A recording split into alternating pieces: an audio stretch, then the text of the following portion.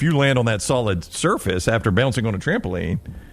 Like, did you ever bounce anybody off a trampoline back in the day? I was never a big trampoline guy. Were you not? I never understood it much either, but I would always have the guy who would try, while we're all bouncing up and down, he'd try to stop it so it'd shatter our legs. Yes. Yeah. Or you're trying to do the double bounce where the guy bounces at the same time as you and throws you up. Yeah, higher. Yeah, throws you higher. But you can screw your leg up like that. But then all of a sudden he does these where it stops and you come down. Yeah. So I've been in the current house for 12 years, and when we first bought it, it had a trampoline on the side lot. And first thing I did. I got a trampoline in the backyard. It's actually got more use. When we bought it, I was like...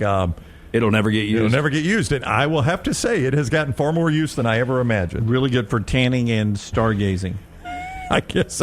Well, I mean, when you leave the gate open so that the neighborhood kids can jump on it at any time, that does help. Now, what happens if the neighborhood kid ends up getting hurt? That's going to be on their dad. That's when the umbrella policy you've got for coverage. We do have one of those, yeah. Finally, Lincoln Transportation and Utilities announced the Name That Snowplow contest on Monday. Right. Community members may submit snowplow names through late November, vote for their favorites through early January 2025. The winning names will appear on 8 city snowplows. Now, this is the second year of a 3-year run for Name That Snowplow.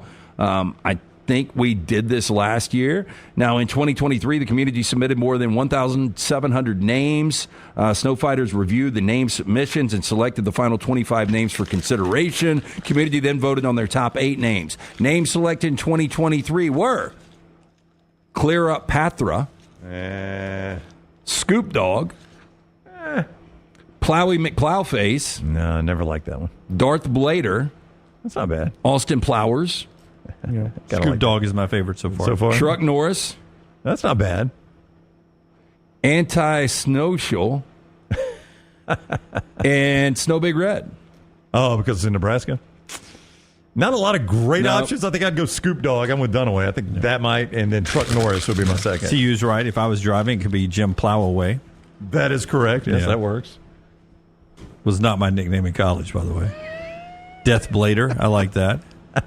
Yep. That is Trash Today, brought to you by our friends at Mortgage Right. Yeah, the mortgage experts. Look, no cost or obligation to see exactly what you qualify for, whether you're buying your first home or your final home. Go check it out, mortgageright.com, 205-900-7200, and tell them the next round sent you. All right, quick check of some point spreads. By the way, in that scenario we talked about earlier where LSU would be playing in the SEC championship game, it won't happen if they lose to Florida. Maybe a smaller than imagined point spread in Gainesville. LSU only a 4.5-point favorite at Florida, as both those teams are coming off somewhat embarrassing losses, to be honest with you. Auburn's still a 24-point favorite as they play against Louisiana Monroe. Another game of interest in the ACC because Clemson now is back alive with that Miami loss for the conference championship game. And they play at Pitt. Clemson a 10-point favorite at Pitt.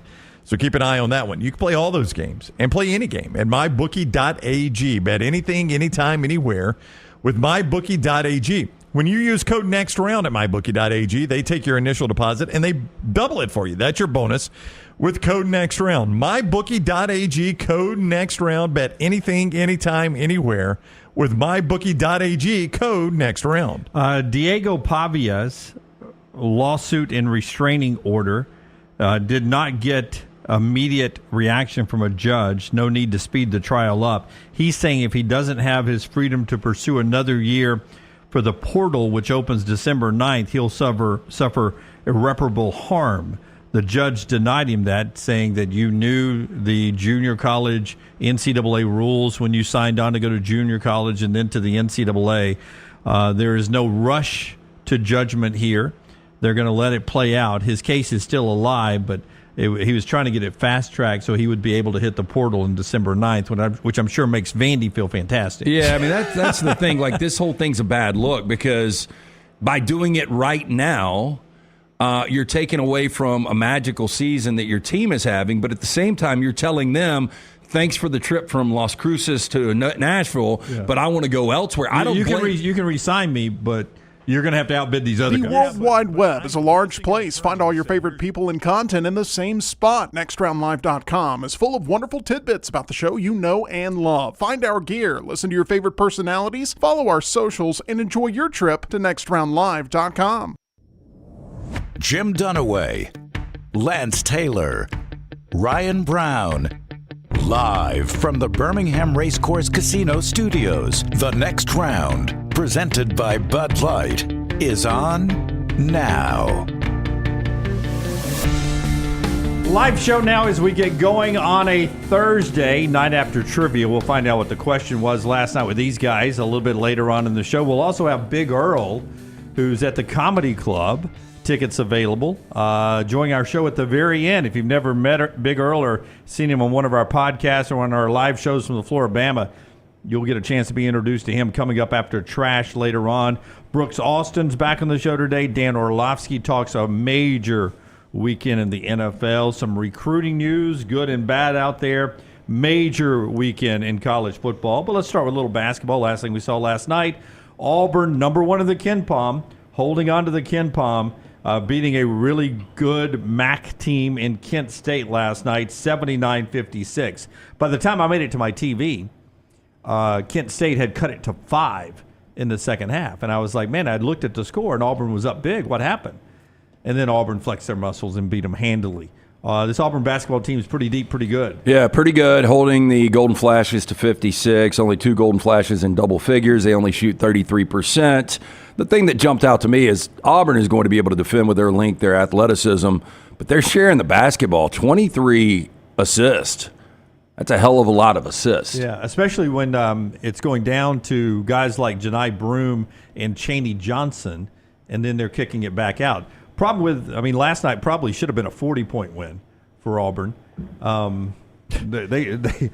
love that they win by 23. Yeah. Well, they were 6 of 24 from three-point range. They had a lot of open shots because of those passing and distributing of the basketball. Some open looks. It just didn't fall, which is a rarity at home. Yeah, but Broome gives you a double-double. 18 and 12 for him. So, yeah, I actually got to Odie's a little bit early last night to catch the first half of that game before trivia started. And I want to say, did it get up to 28-6 or something like that? Yeah, and you're like, oof, this is Vermont all over again. But then at some point, like Dunaway said, you look up and, oh, gosh, this is a 5-point game. What happened here? But I think it just shows you, Bruce Pearl probably loves to see that, right? To show his team, you may be really good, but you can't ever lift, right? You can't ever think that you're just going to destroy each one of these teams like that. Yeah. So, maybe that was a learning experience. They've got North Alabama next. And I don't know about you guys, coming off the win against Houston, I expected with Kent State on the jersey for this Auburn team to have a little bit of a letdown. Bruce Pearl didn't see that last night. Here's the Auburn head coach, Tyler. Hit that, man. I think the way we guarded, I tell you what, in the first half, we guarded great. And for a while, we stayed out of foul trouble. We did. Second half, we really didn't foul. And so I was, pleased with that. We've got a because I think what we run is hard to guard, and so we have to cover ourselves in the summer and the fall. I think the way we built our defense really bothers people. It bothers me. We're playing against ourselves. So, and the kids believe in it, and it'll travel. Yeah, I always thought about Bruce as a defensive guy when he was at Tennessee. Before he even came to Auburn, I thought his better teams really got after you. He didn't have a cool label like 40 Minutes of Hell or anything like that, but I always pictured him being a pressure defensive guy. Well, when he was coaching at Milwaukee, I think that, most of their games played in the 50s, it seemed like. And, he came from, the Iowa background where it was based on defense. So, yeah, I look at it like that, too. And another thing I wanted to bring up, and I meant to bring this up last week, there's been theories for the last couple of years that, man, Bruce is going to just slide out. He's going to let Steven take over. I don't get a sense that he's near the finish line. Interesting. Because you did get that sense last year with Nick Saban, and you were correct. Yeah, he's 64. I'm not saying you're the retirement sage that we're going to go to Lance for everybody's retirement. And look, I don't know behind the scenes, how he feels about NIL and the ability for guys to leave at any point. He seems like he's working well in that world, though. He does. This roster, I guess you can make an argument. I don't know if it's his best, but it's right up there with it when you're talking about the entirety of the roster. He just seems like he's got a lot of energy at 64. I know he wants to do right by Steven, but, I've got a feeling he's got a couple of more years at least in him. How can I say this without it sounding bad? Oh, no. I'm just saying, he does have a ton of energy. I would say don't underestimate what Stephen and that great group of assistants do for the program already. Bruce is by far the head guy, right? He's leading that program, and he is the face of Auburn athletics. He is so good. So you were fearful that would sound bad and that he's the CEO and he lets his Yeah. Like he's a lot more involved than, say, Tommy Tuberville, who had the who would walk around and talk with us while practice was going on. Bruce coaches his ass off. So, I don't want this so to say. Better question: if Bruce was to retire, do you think everything would be just streamlined? I think if he ever gets the feeling that Auburn will give Stephen the job 100%, that if they could get that in writing, when Bruce has a magical season, maybe another Final Four run, a championship, national championship or whatever, it would be the perfect time to hand it over. I do believe Stephen Pearl will be the next coach at Auburn. I really do. I don't know. I mean, I would lean that way with the success Bruce has had. I guess it just depends. Don't think Todd Golden's going to be that guy. Yeah. No, I just I don't know if he was before, but you only say that because of the ties he has. Yeah, look, I mean, he was an a assistant. young guy ran through. Yeah. the Pearl And family. I was kind of joking. I mean, obviously, I don't think he would leave Florida to go to Auburn. Yeah. But I mean, I guess my point But was he may going to leave be. Monique State to go to Auburn someday. Is your point that he's probably going to go down and come back? Yeah. If there was a hot young coach that really wanted this job. I lean that Stephen Pearl, I'm kind of with you, that will be the next Auburn head coach. I just don't think it's going to be next year. Are you saying you think that's going to be McNeese State's business plan going forward? Yeah. Like Really successful SEC coach on the rocks. Yeah, who do we got next? Who's the next disgraced coach? We can let him rehab his image for 4 years, take us to the tournament, and he'll take another big job. I think with these allegations, and again, I haven't heard anything about that story in the last couple of days. Well, he threatened the defamation suit, and then everything shut down. Yeah. No follow-up stories. Yeah. I'm just thinking. Part 2 from the alligator. And I don't know if you guys would agree with this. If the alligator is accurate, and 50% of that is accurate, and he does lose his job, that's one of those you probably have to stand on the sideline away from at least the NCAA ranks for a while. Probably goes overseas. Did we not see Rick Pitino overseas for a little bit? He did, Yeah. yes. And then he came back through Iona. Yeah. And now he's at St. John's. Yeah. I mean, good coaches are going to find their way back to the top, and Todd Golden is young. And look, I hope, I mean, he is a young, bright coach. I hope a lot of this is not true. Yeah. Back to Auburn and Bruce Pearl's future. I mean, he is 64, and I think Bruce has in my belief, and no personal conversation with him, I think he has a lot of things he wants to do to help the world in his faith and his beliefs more than around basketball. He does a lot of that through basketball. I think there's another chapter for Bruce after basketball doing something else. And 64 is middle age for basketball coaches. Yeah, I think it's middle age for a lot of things, Lance. Yeah, I've often said. I don't know about that. I don't know how many UPS drivers are 64 swinging around. I'm just saying that I think, Brown, when we were doing an AM radio show, I think you heard me say even back then that 60's the new 30. Couldn't hear you through the static. I think under the mumblings of, man, John Ed and Doug Layton need to go. Like, this is a tired act. If I could ever get Lance fired, 60's going to be the new 30. I think that's what was going on. All right, so Auburn wins. I think North Alabama, and then their schedule gets juicy. For Alabama, they leave today for West Lafayette and Purdue. True road game. What's the name of that? Is it Mackey Center or something like that? Yep. Mackey Arena. That's always been one of those tough places to play. We'll see what Bama can do tomorrow night on Peacock. College basketball, Jack State with a win last night over Georgia State. 1,000 games that you can play at lanceslock.com. Lanceslock.com. You blew me away. How many games did you have Monday night? I had 10 last night. Yeah, 10 more games. Not on a football Saturday or Sunday. 10 games last night. I feel like you had 9 back on Monday night. No, I think it was because I think we're like you had 9 7-2, 6-4 last night. Again, I'll tell you guys, take a look at the college basketball board. This is where the majority of these plays. Had 2 in college football last night, 2 in the NBA, and the other 6 were college hoops. But if you want those winners, jump on board and win with us. You get a free play every single day, but every league, every day from the NFL. Tonight, we've got a great matchup. Cannot wait to see that matchup in the NFC East between the Commanders and the Eagles. We've got more college football tonight. Jump on board. Always brought to you by our friends at Hemp Hill Services. Trust the name. Birmingham has trusted since 1954 for all of your heating, plumbing, cooling issues, whether they arise in your home or business, they are ready to serve you. Call Adam, Chad, Andrew, the guys there. Hard to stop a train. For more information, hemphillservices.com. And our friends at Way to Wellness, weight loss soup simplified right there at Way to Wellness. Very simple website to go to on your screen right now. A planforme.com, a planforme.com. A personalized plan that works for you. No cookie cutter plan, everything designed specifically for you. That includes a friend of mine who went by recently to check out the injection therapy that's out there for medical weight loss with supervision from Leslie and her board-certified team. Meal replacement, something I've done for years and years to keep me from getting back to 226 pounds or whatever I was at that point. Board-certified medical professionals, they've even continued to expand. So if you're looking to maybe switch careers, jump on a planforme.com and check out career opportunities with Leslie and her team. No contract, no sign-up fees, and that first consultation's free. Weight loss, blood pressure, cholesterol, they can help you with any of that. A planforme.com, a planforme.com. We'll get to college football in a second, but Lance just mentioned big night in the National Football League. Big weekend. We'll talk to Orlovsky about all this coming up, but tonight you got 7-3 Washington on the road against 7-2 Philadelphia. Commanders and Eagles, 7:15 on Prime.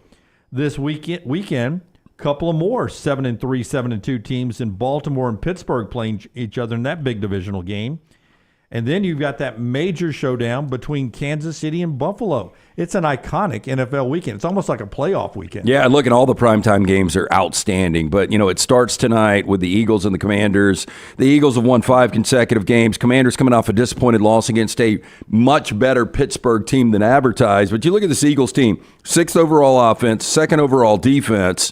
The Commanders score a ton of points, 3rd right now in the NFL in scoring offense. Jalen Hurts playing at a high level right now, the first quarterback in NFL history to have at least 1 rushing touchdown, 1 passing touchdown, and a 100-plus rating in 4 straight games. This game is going to be outstanding. Winner of this game, obviously in the driver's seat to win that division because Dallas and New York are dead and buried. I think both of these teams still, regardless, they're playoff teams. Can I just say that the media coverage of Jalen Hurts seems to be all over the place. I mean, it seems to be like they hype him up as one of the best quarterbacks in the league, and then all of a sudden it's like, man, the Eagles have a Jalen Hurts problem. And then now it's like, man, Jalen Hurts, man, he's done this, what LT was just saying, he's done this and that. It seems to be a roller coaster of belief in Jalen Hurts and whether or not even Eagle fans believe that he is their quarterback of the future. I think he's perfect for this offense. Like, I don't think Jalen Hurts is a top 5 quarterback, but I think it just fits really well with the personality of this team. And now with Saquon Barkley over there, and when you got a healthy A.J. Brown, I mean, that guy, as good as Devontae is, A.J. is their alpha. They've just got so many weapons. And then that defense, 5 Georgia Bulldog starters. I think the weak link is Nick Sirianni. Well, you bring up Jalen Hurts. You remember going into the bye week, there was talk about those two not even being hardly on speaking terms. That's I mean, right, it sounded like it was a completely broken relationship between those two. And I think, to your point, you could say the same thing about Nick Sirianni. There are people that, at one point thought he was a Super Bowl guy, and now he's down in the dumps. I mean, he was a Super Bowl guy. Took him to the Super Bowl. Yeah. But his team's 7-2, so they're 7-2. 7-2, and you just said they may win the division. Well, and this is the 3rd consecutive season under him. They've started 7-2 or better. Now, remember, last year they were 9-1, and they completely went off the rails, and that's when he really started to take some heat. YTD, they're down. Yeah, well, and he even took heat earlier this year. You remember yelling at the crowd, barking back. I mean, says some dumb things. And he takes a lot of points off the board, too. This is a guy that randomly will go for 2 when he shouldn't go for 2, won't kick a field goal when he should kick a field goal. So there's some interesting strategy when it comes to what Sirianni's doing. I'm just not a big fan, but I am a big fan of this roster. I think they're really good. Commanders have been maybe the best story in the NFL with Jaden Daniels, who is going to win the Rookie of the Year. So this will be one of those fun games tonight. And, if Washington was to go into Philadelphia and win this game, I think, they obviously would be your favorite to win the NFC East if they went on the road in Philly tonight. Brown, you got a feel in this game? Watched Get Up earlier, and across the board, nobody saved the graphic. It was Eagles. Well, Eagles. Generally means Commanders. What's the point spread? 3.5. 3.5. That half is usually pretty important. Yeah, especially at 3. That number's about right, though. You think so? Yep. Yeah, I guess I would like the Eagles in this situation here. Easier to pull for the Commanders, though, just because they haven't been good in so long, and you've got... I never liked the Redskins team when I was growing up. So I didn't harder. either. It's harder for me to pull for the Commanders. I do like Jaden Daniels, though, and I like that story. Still hate the fact that they have gone from one of the great heritage organizations to the Commanders. To the I still most can't generic uniform. Can't get used to it. I can't either, but I hated that. It doesn't bother me as much because I hated the Redskins growing up. Hated them. I just never enjoyed. I did too because they were good. They were good, but I don't know what it was that made me hate them. I really don't. Now, like I was an AFC guy, not an NFC guy. I was a Dolphins fan, so that's one thing. And Joe Gibbs was always a class act. I mean, it was nothing against Joe Gibbs. I hated watching games in their stadium. It looked like it was about to fall apart RFK, any minute. Yeah, RFK was I didn't like it. I didn't like the whole uniform color combination. I didn't like the color combination. I didn't like the whole hogs thing. I never liked that. Those guys in the end zone with the umbrellas and the pig noses on, never liked that. Me too. I don't know what it was. I just never liked the Redskins growing up. And I don't have any strong feelings about the Eagles. I do like their old school uniform that they wore a couple weeks back, which they keep I that hated one. those only because before high like definition, them? they blended into the turf. Oh, they did, yeah. But that was high definition would have fixed that. We didn't have to change the uniform. But the old Randall Cunningham era, I like those uniforms. Yeah. But of course, now we've made the turf darker and high definition. I actually think that it would show up better. I think they blend in with their new uniforms now into the turf. So anyway, I don't, who I like growing up doesn't really matter. I think I would go Eagles here. It feels like playing at home. This is an Eagles spot. I kind of like Dan Quinn too, though, the Commanders coach. He's got to turn that hat around. Yeah, it bothers you, doesn't it? He still wears it backwards. Yeah, it kind of bothers me too. Yeah. It was his trademark, like when he was up in the booth as a defensive coordinator. Yeah, like I had no problem King Griffey Jr. back-to-back days referencing 24. But when he would have his hat backwards and home run derby, some of the old school guys that get upset about that, I had no problem. 24-year-old big smile on his face. Exactly. But it looks very, very strange with Dan Quinn with the hat backwards. Like occasionally, first off, he's doing it with the snapback. That's right. It's not a fitted cap. Yeah, the snapback looks weird because you got that big gap right here. Yep. And it's not. And there's no hair. Right. And there's no hair. Right. Yeah. I mean, if you've got a full one like Marcelo this past week on the middle eight, not the best look, but at least it's full, right? It is. It's a fitted cap. Yeah. Like occasionally I'll spin mine around, probably because I'm leaning in for a kiss or something with Maggie at the house. Wow. Underline or something, and she will quickly say, either turn the hat around and let me see the bill, or take the hat off. One of the two. But you're not kissing me with your hat spun around backwards. So she knows with the hat's backwards. It's on. I was like, okay, I'll take the hat off. Well, if you want to watch football tonight, that's going to be the game because our college game is an absolute dud. They have just tapped out at Thursday night. They really have. East Carolina and Tulsa. And I rarely ever watch the Thursday night slate. I rarely even put it on. Yeah, I've got it on one of the side TVs just to monitor the score, really. But, man, they are so bad. But they've what it has forced, and I've actually enjoyed this, is the college football has given us better Friday games. Yep. Yeah, Friday night's been great. Yeah, college football has just said, all right, if you're going to steal Thursday from us, we'll figure Friday out. I wonder if that's hurt high school attendance around the country. I mean, I doubt it has UCLA, Washington. Most of them are outside your high school hotbeds. Now, you had Nebraska played a home game, which probably hurt some high school attendance there. Yeah, but do they play 7-man in Nebraska? I don't know. Oh, I don't know. Football. Oh, do they? I guess, but your point is if you keep Texas A&M, if you keep Alabama, Auburn, the Ohio if you keep teams, the Georgias, the Floridas, and the Ohio's off of it, you're probably okay. Well, I don't think you'll ever see an SEC Friday night game. Yeah, hope not. No, I don't think you will. I think not. this is more of a pack like UCLA, Washington. I don't even know. I know high school football is big in California. I don't know how well attended it is. So you're saying that because, I mean, we've obviously seen Thursday night SEC games. You're saying just because they don't want the conflict with high school football. Yeah. Well, and I just think the SEC thinks they're probably above Friday night games. Now, Black Friday being the exception there, obviously. But UCLA struggles with attendance themselves. Right. Anytime they play it. I imagine their TV ratings are not fantastic either. All right, one more thing here in the opening segment on college football, maybe a couple of things in this segment. Brooks Austin, our first guest at 10 Central. Remember, Roman Harper, usually on Thursdays in our next segment, was on our show yesterday. You can go get that podcasted. Apple and Spotify. Like, subscribe, comment when you go there for the audio. YouTube always. For our video podcast, you can go pull those down. wherever you get your podcast. Go ahead. Check that out right there on all of our platforms at Next Round Live and Next Round Live. Show being brought to you by our friends at CPAP Plus. That nice, you'll see a graphic pop up here from Forrester. Just look at how small and streamlined the machine is from CPAP Plus. So much new technology. If you haven't been by to get updated equipment yet, you're missing out on a good night's sleep. Well, and the good news is these guys are CPAP users themselves, the O'Neill brothers. So stop into one of those 3 convenient locations. You can Google CPAP Plus, locations in Pelham, Highway 280, Trustful. For the Next Round viewer and listener, $20 credit towards the purchase of a new mask, CPAP cleaner, or even a travel CPAP machine. Just mention the Next Round when you're in one of those 3 locations. You're going to find the best service and equipment all in stock, ready for you with hundreds of 5-star Google reviews. Trust CPAP Plus for all of your CPAP needs. CPAP Plus, where every night matters. And our friends at Urology Centers of Alabama, guys, so important to stay on top of your health. I tell you that all the time as you move from your 30s to your 40s to your 50s, into middle age at 60.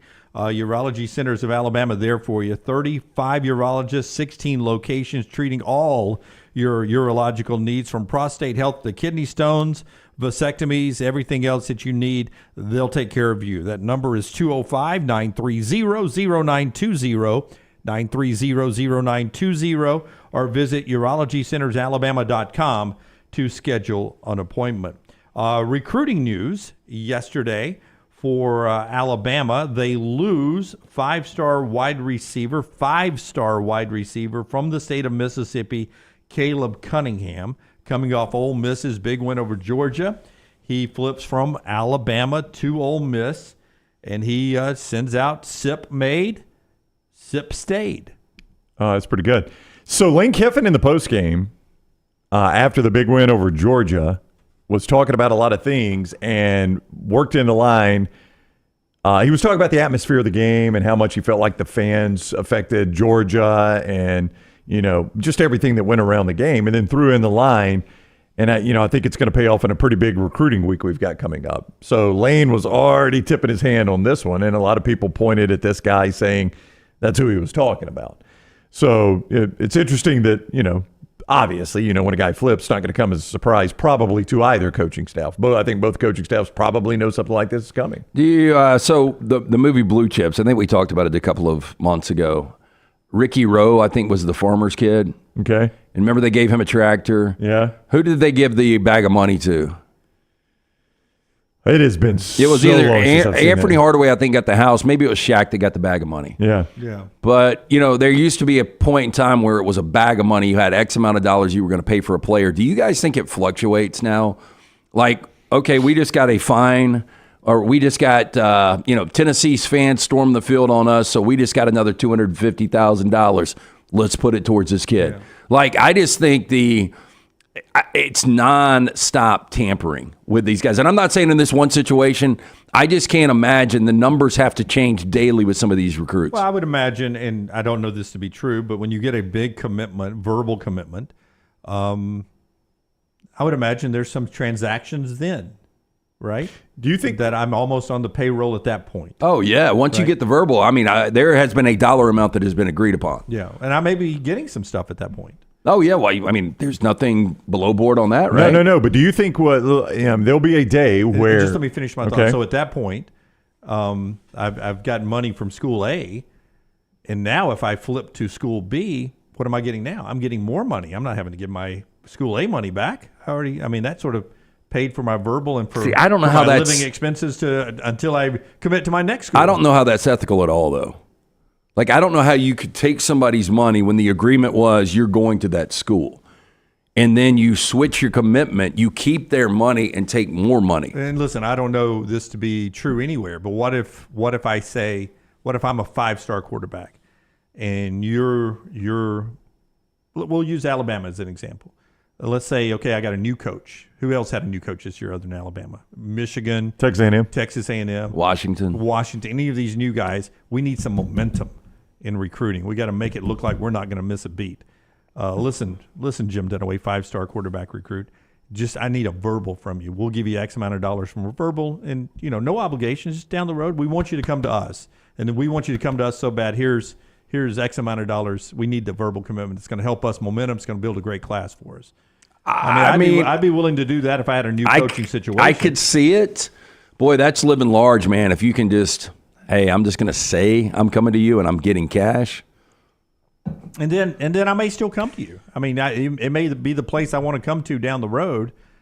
And I may go dip my toe somewhere else, get a little cash from them, and then come back to you. I mean, we see this happen all the time now. I think it would be fascinating, like, and I know we'll never get it because of the tampering is legitimate, but if you could have a player, I go back to this story all the time. Brock Huard did a journal for USA Today his senior year of high school, and I thought it was fantastic. Every week he just talked about the recruiting process and what was going on. I would love to see one of these juniors giving their soft commitment and how the money builds up until they actually go on campus and legitimately sign with somebody. And listen, I'm not talking about any particular school. I'm just saying that I think there would be value in certain situations. Like if I'm Billy Napier, you don't even have to be a first-year coach. If I'm Billy Napier, and I'm a booster and I want Billy Napier to be my coach, I'd be willing to spend a few $1,000s just to get verbal commitments to try to build up some momentum, wouldn't you? I would, but I also wonder on the other side of this, once players start becoming contract employees, okay, once they're under contract, do you think there'll be a day where Lance Taylor commits to me to play at Alabama? I'm like, all right, sign right there. There's the money we're paying you. This is going to be a 3-year contract. Hopefully you'll go to the NFL after 3 years, but if you'll go ahead and sign right there. 100%. They should be. Yeah, and then there'll be no flipping. That's right. And then we have no signing day either. That's right. Yeah, I mean, my signing day is whenever I sign that contract. Which I Caleb think Cunningham could have signed while he was in Oxford this correct. past weekend for all the cash that they wanted to pay him. He could sign it and it'd be over with. Now, we remember the days of National Signing Day, and that was a big day. Even like for us, we didn't really follow recruiting, but that day everybody was all in. There was excitement. We did a big show. I mean, we didn't know what we were talking about. I would be more excited about just, the ebb and flow of guys can sign a monetary contract whenever they want. That's right. And it just pops up, hey, man, guess what? Big 5-star just signed. He got Caleb on his social media today. Could be that picture you always get in that room with Lane Kiffin standing beside him. He just wearing an Ole Miss hat. He just got $2.2 million and a brand new Forerunner. But now here's the problem for Ole Miss guys. They've only got about $3.5 million of cap room left. Yeah. They still need a quarterback. They still need a quarterback in this class. I mean, that's what this is going to become. They're going to be looking at that quarterback probably in free agency. They're going to go to the portal. Yeah, that day's coming. We're not far from that. Auburn actually gets a flip from a cornerback, Shamor Arnaud, who was a USC commitment, flips to Auburn, 3-star, makes that flip official. Well, it's not official. Makes that flip according to reports earlier today. And that's just some of the recruiting news. Recruiting news always takes a back seat during the season for us, unless it rises up to a Caleb Cunningham level, which was big news yesterday for Ole Miss fans and some concern for Alabama fans because, Brownie, I would assume they're not number one in the country in recruiting right now as a team. No, after that flip at On 3 and 24/7, Alabama dropped to number 2. I'm not sure if the program will survive. Oh, no. Number 2. Can you win a championship with number 2? Does that put Georgia back at number 1? Ohio State. Actually. Ohio State back at number 1. The old Buckeyes still recruiting. Old Buckeyes. They're still out there recruiting. They ain't going anywhere. Nope. Our friends at Inverness Country Club are going to be there for you in 2025 as well. What a great time you can have as a young family joining this community of young, up-and-coming business people and friends in our Birmingham area. You mentioned young couples, John Willard, Lauren Sisler, our friends. They've got young Mason, and they love to go to the country club in Inverness, and they like to have dinner with friends. They like to play some golf, some tennis, and they love to leave him with the child care. Child care is a big plus. You and your wife want that day of golf or tennis. Guess what? You can drop the kid, go have yourself a day on the court or course. What about maybe you work from home? What about working from the club while they watch your kid? Whatever your interests are, you can find it at Inverness, from the social membership to the golf membership. They've got something for everyone. Best days happen there. Maybe you relocated or retired. It's a great place to network at Inverness Country Club. To take a tour of this club, call Aaron today, 205-991-8608. That's 205-991-8608 or online, iccalabama.com. Take the next round anywhere you go with official Next Round gear. Buy yours today at nextround.store. Hey, this is Matt Roth, the franchisee of Walk On Sports Bistro in Birmingham. With the kickoff of football season, come visit us at one of our 3 locations, Stadium Trace, Greystone, or Trussville. Come enjoy our scratch kitchen menu while watching one of our 80 TVs. Whether you're looking for a pre- or post-game celebration, game day, or date night, we've got you covered. It's all about the win at Walk On Sports Bistro. Walk On, where everybody needs a little playing time. You could win a Cadillac CT5 or your share of $25,000 in free play and cash at Birmingham Racecourse Casino. The more you visit, the more chances you have to win. Play the latest, most exciting games around with fun bonuses and big jackpots. You can be a winner too. Come win your share during the Cadillac CT5 and $25,000 giveaway at Birmingham Racecourse Casino. Drawings April 5th and 6th. Located off I-459, exit 31, Derby Parkway. Must be 21 or older. Must be present to win. From the creators of The Next Round comes 2 new sites, CoverCrimson.com and TheBarnAuburn.com.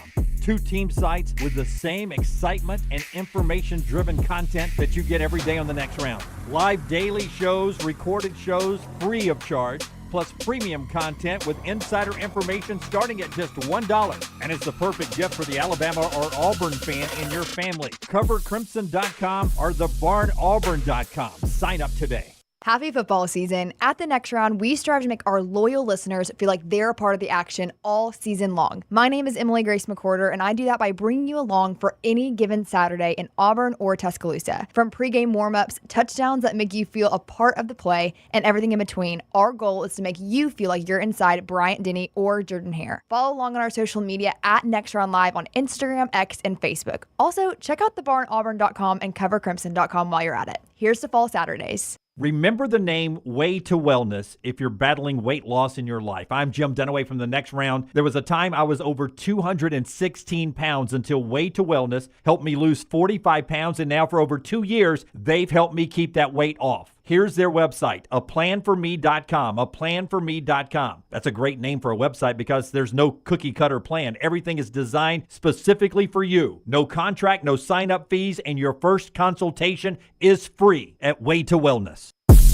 From the creators of The Next Round comes 2 new sites, CoverCrimson.com and TheBarnAuburn.com. 2 team sites with the same excitement and information-driven content that you get every day on The Next Round. Live daily shows, recorded shows, free of charge, plus premium content with insider information starting at just $1. And it's the perfect gift for the Alabama or Auburn fan in your family. CoverCrimson.com or TheBarnAuburn.com. Sign up today. Hang out with The Next Round on the go. Whether you're driving to work, running errands, sitting on the beach, or you just need a break from the real world, we can keep you company. Check out The Next Round, Mystery Fifth Hour, and our other shows on your favorite podcast app. We'll meet you there. Hey, you. It's the holidays. Give cheer a lift.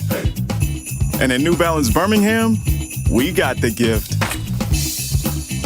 That holiday vibe? Find it inside. Come together at New Balance Birmingham on Highway 280, right next to Chick-fil-A. New Balance Birmingham, we got now.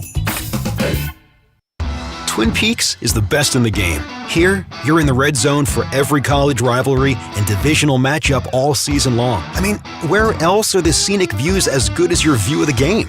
Only at Twin Peaks, the #1 sports bar.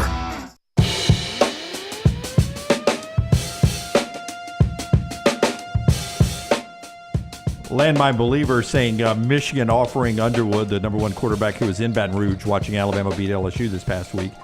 Michigan's offering him $10.5 million over 4 years to flip from LSU. Ridiculous. That seems low to me. Well, I know he says it's ridiculous, and I'm assuming he just talks about the fact that we're in a world where this is going on, and a lot of people don't like that. But if you can put that aside, if you're Michigan and you watch the difference in last year with an NFL quarterback in J.J. McCarthy and this year with a Division III quarterback and whoever is starting, is it worth $2.5 million, $3 million a year to you? And especially if you look at in those 3 years, if he can get you to a college football playoff 2 of the 3 years, and not even to mention, coming off a national championship, I don't know what a national championship is worth, I mean, is it worth $100 million to a university? I don't know if it's $100 million, but it's worth more than $3 million. And I'm just talking about with the exposure and everything involved. Yeah. Once you talk about increased enrollment and things like that, to the overall university. For the number one quarterback in the class, I'd pay him $4 million a year for 3 years. I'd give him $12 million. Let me ask you that: who's the best quarterback in America right now? Jalen Milroe, Shedeur Sanders, whoever you want to say. I'd go Shedeur Sanders, Cam Ward, Dylan Gabriel. Okay, all right. Any of those guys? Cam Ward, Dylan Gabriel, Jalen Milroe. All right, take any of those guys. Drop those guys on Michigan's team. What is Michigan's record right now? Something in 1, I think. Yeah. Maybe have lost to Texas. I think the way Texas played that day. Probably Texas 9-1. Okay. And they're right in the middle. I mean, you see what the committee does with Big Ten teams. Yeah. I think they would have beaten Penn State. Didn't they play Penn State, or was that Indiana? They played Indiana. They played Indiana. Well, they lost by 5 to Indiana. Yeah. So, yeah. Well, it's like USC. If you had one of those quarterbacks, USC would probably be 9-1. Yeah. So, I mean, you tell me what that's worth for a major college football program. I'd say $3 million a year's a bargain. ELO, Russell, over in the mybookie.ag chat room. Does LSU have to pay an SEC fine for storming the parking lot in the third quarter? Does Alabama get paid cash? Is that an SEC fine for leaving so quickly? Hey, Brooks Austin, the film guy, joins us at the top of the hour. He'll be with us at 10 Central. You guys love that guy. He'll be with us to break down maybe what all of a sudden is going right for Alabama and some other stuff as we get ready for a major Tennessee and Georgia game coming up this weekend. A little something off of Tennessee and Georgia right after we remind you that point spread at mybookie.ag is a little favor of Georgia right now. Yeah, the Georgia Bulldogs and Tennessee. Now, there's question around Tennessee. The availability report came out yesterday, obviously, and Nico is questionable on that with what a lot of people think is concussion protocol. Georgia, it didn't move a whole lot, though. Still 10 points, so that didn't move the line very much right there. Georgia, a 10-point favorite. Over Tennessee coming up this weekend there in Athens. Elsewhere around college football, LSU still holding a 4.5-point road favorite as they play at Florida. Auburn still a 24-point home favorite as they play at Louisiana Monroe. What is Texas and Arkansas? It is 13.5. Texas is basically a 2-touchdown favorite at Arkansas. Talon Green listed as probable yesterday for Arkansas. That didn't change it much. It's interesting as these availability reports come out. I don't see the lines change at times. What's Missouri and South Carolina? 12.5. For South Carolina? Yeah. Yeah. Brady Cook, doubtful. I mean, Drew Pine played well in the second half against Oklahoma, I thought. I thought he's been bad all year, but he did play well in the second half. How about Eli Drinkwitz? Missouri's in the playoff hunt, and they're 12.5-point underdogs against South Carolina. By the way, they won't be long. 13.5, by the way, at mybookie.ag. All right, you play all those games I just mentioned. Mybookie.ag, code next round. Code next round at mybookie.ag. When you log on, you're going to make your initial deposit to get going. Throw code next round in there. They are going to double that initial deposit. Double it. All those games right there. MyBookie.ag, code next round. Bet anything, anytime, anywhere with MyBookie.ag, code next round. Hey, and the weekend is coming. You want to make sure you're properly hydrated. IV therapy, B12 injections, cryotherapy, compression therapy. Now, weight loss therapy all under one roof. Very important when you're in one of those locations of HydroLife Therapy. Make sure you mention the next round. You're going to get 20% off all of those great services. You can book your appointment online at hydrolifetherapy.com. Walk-ins are welcome. Again, mention the next round. Ask about the memberships. Basically pay for themselves in one visit with that free IV. 2 locations in Birmingham, Homewood, Highway 119 in Greystone. Also a Tuscaloosa location. Again, for more information, hydrolifetherapy.com. I think I would be more comfortable in an NFL system where we had no committee, no nuance in college football. That everything was an automatic bid. You had to play your way in. So it was just standings based to the way the NFL standings based, and SEC and Big Ten getting 3 or 4 automatic bids. Top 4 teams from each of those conference make whatever it had to do. Because here's what I hate about college football, that this is even a discussion. But if you're Tennessee, you got to play the game this weekend and think about this.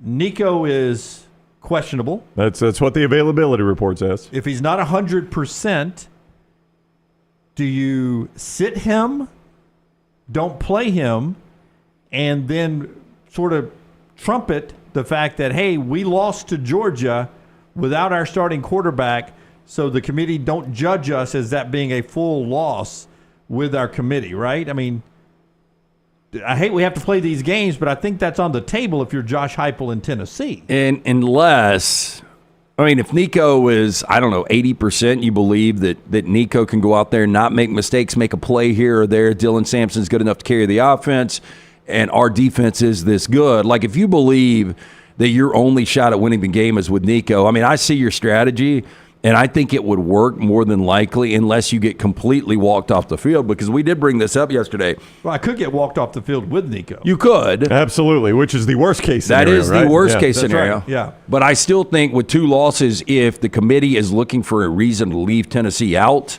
they're going to leave Tennessee out. But, I mean, I see the point. I don't know. It's a tough call. I don't think Tennessee wins with or without him. Yeah. So if you're playing the college football game, yeah, you sit him. He's injured, concussion. We're gonna protect the player here at Tennessee. We're gonna put players first. We're not gonna rush him back on the field. And then surely you can't criticize us, College Football Playoff Committee, for taking the player's best interest, his health, into consideration. I mean, you're rolling the dice there, though. Oh, a 2-loss Tennessee team. I mean, there's a chance this is an actual elimination game.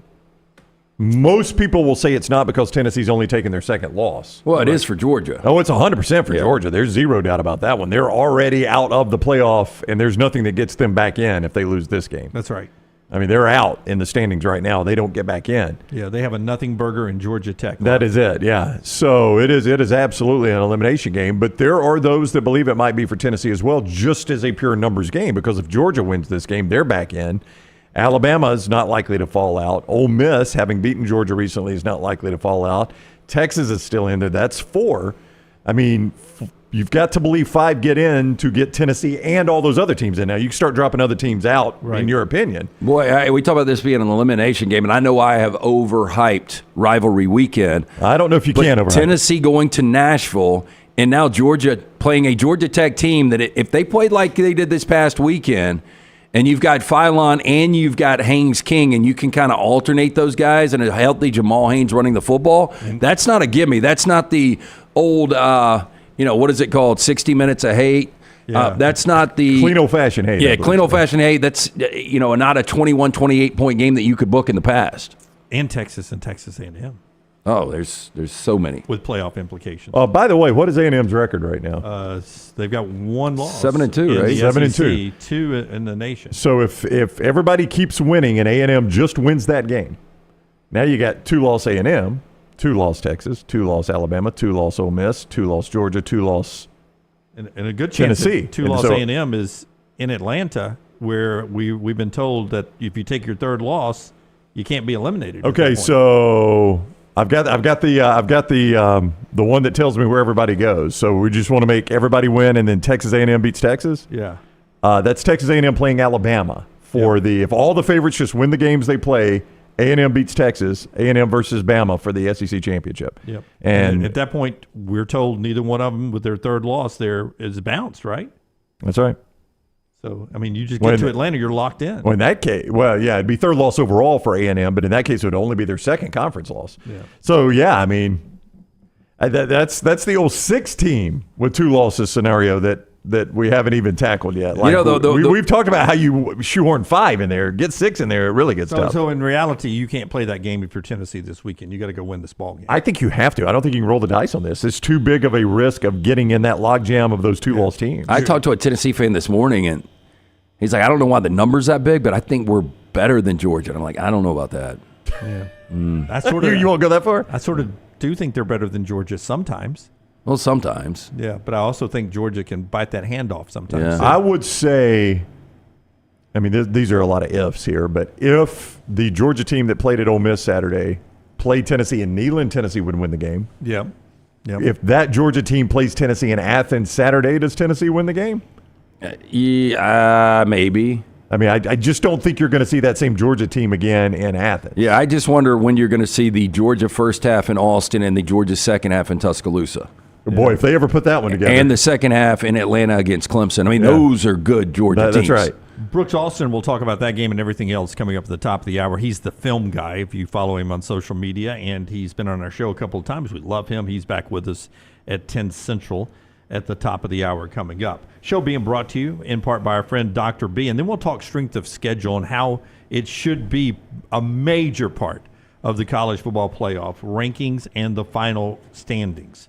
Dr. B has got LT's hair ranked in the top 12 again. And standing. Hey, look, if you are thinning out, I know there's a lot of people, hey, man, you can't help it. It's genetics. Look, it is genetics, but you can help it. You can maintain with our friend Dr. Beckenstein. I started to thin out, didn't even realize it, crown of my head. I asked around. Dr. B was the name everyone mentioned. Went to see Dr. B 3 years ago, and I do that non-invasive treatment 3 times a week, 30 minutes each time on the couch. That is it. My hair has more than doubled in thickness. Make the phone call that I made. I have a lot of you guys reach out to me. Completely legitimate. Go in for the consultation. 205-319-0316. For more than 20 years, women and men have turned to Dr. B for a range of cosmetic and reconstructive procedures. He will use that experience, his advanced training and genetic testing to help his patients fully understand the procedures they are considering.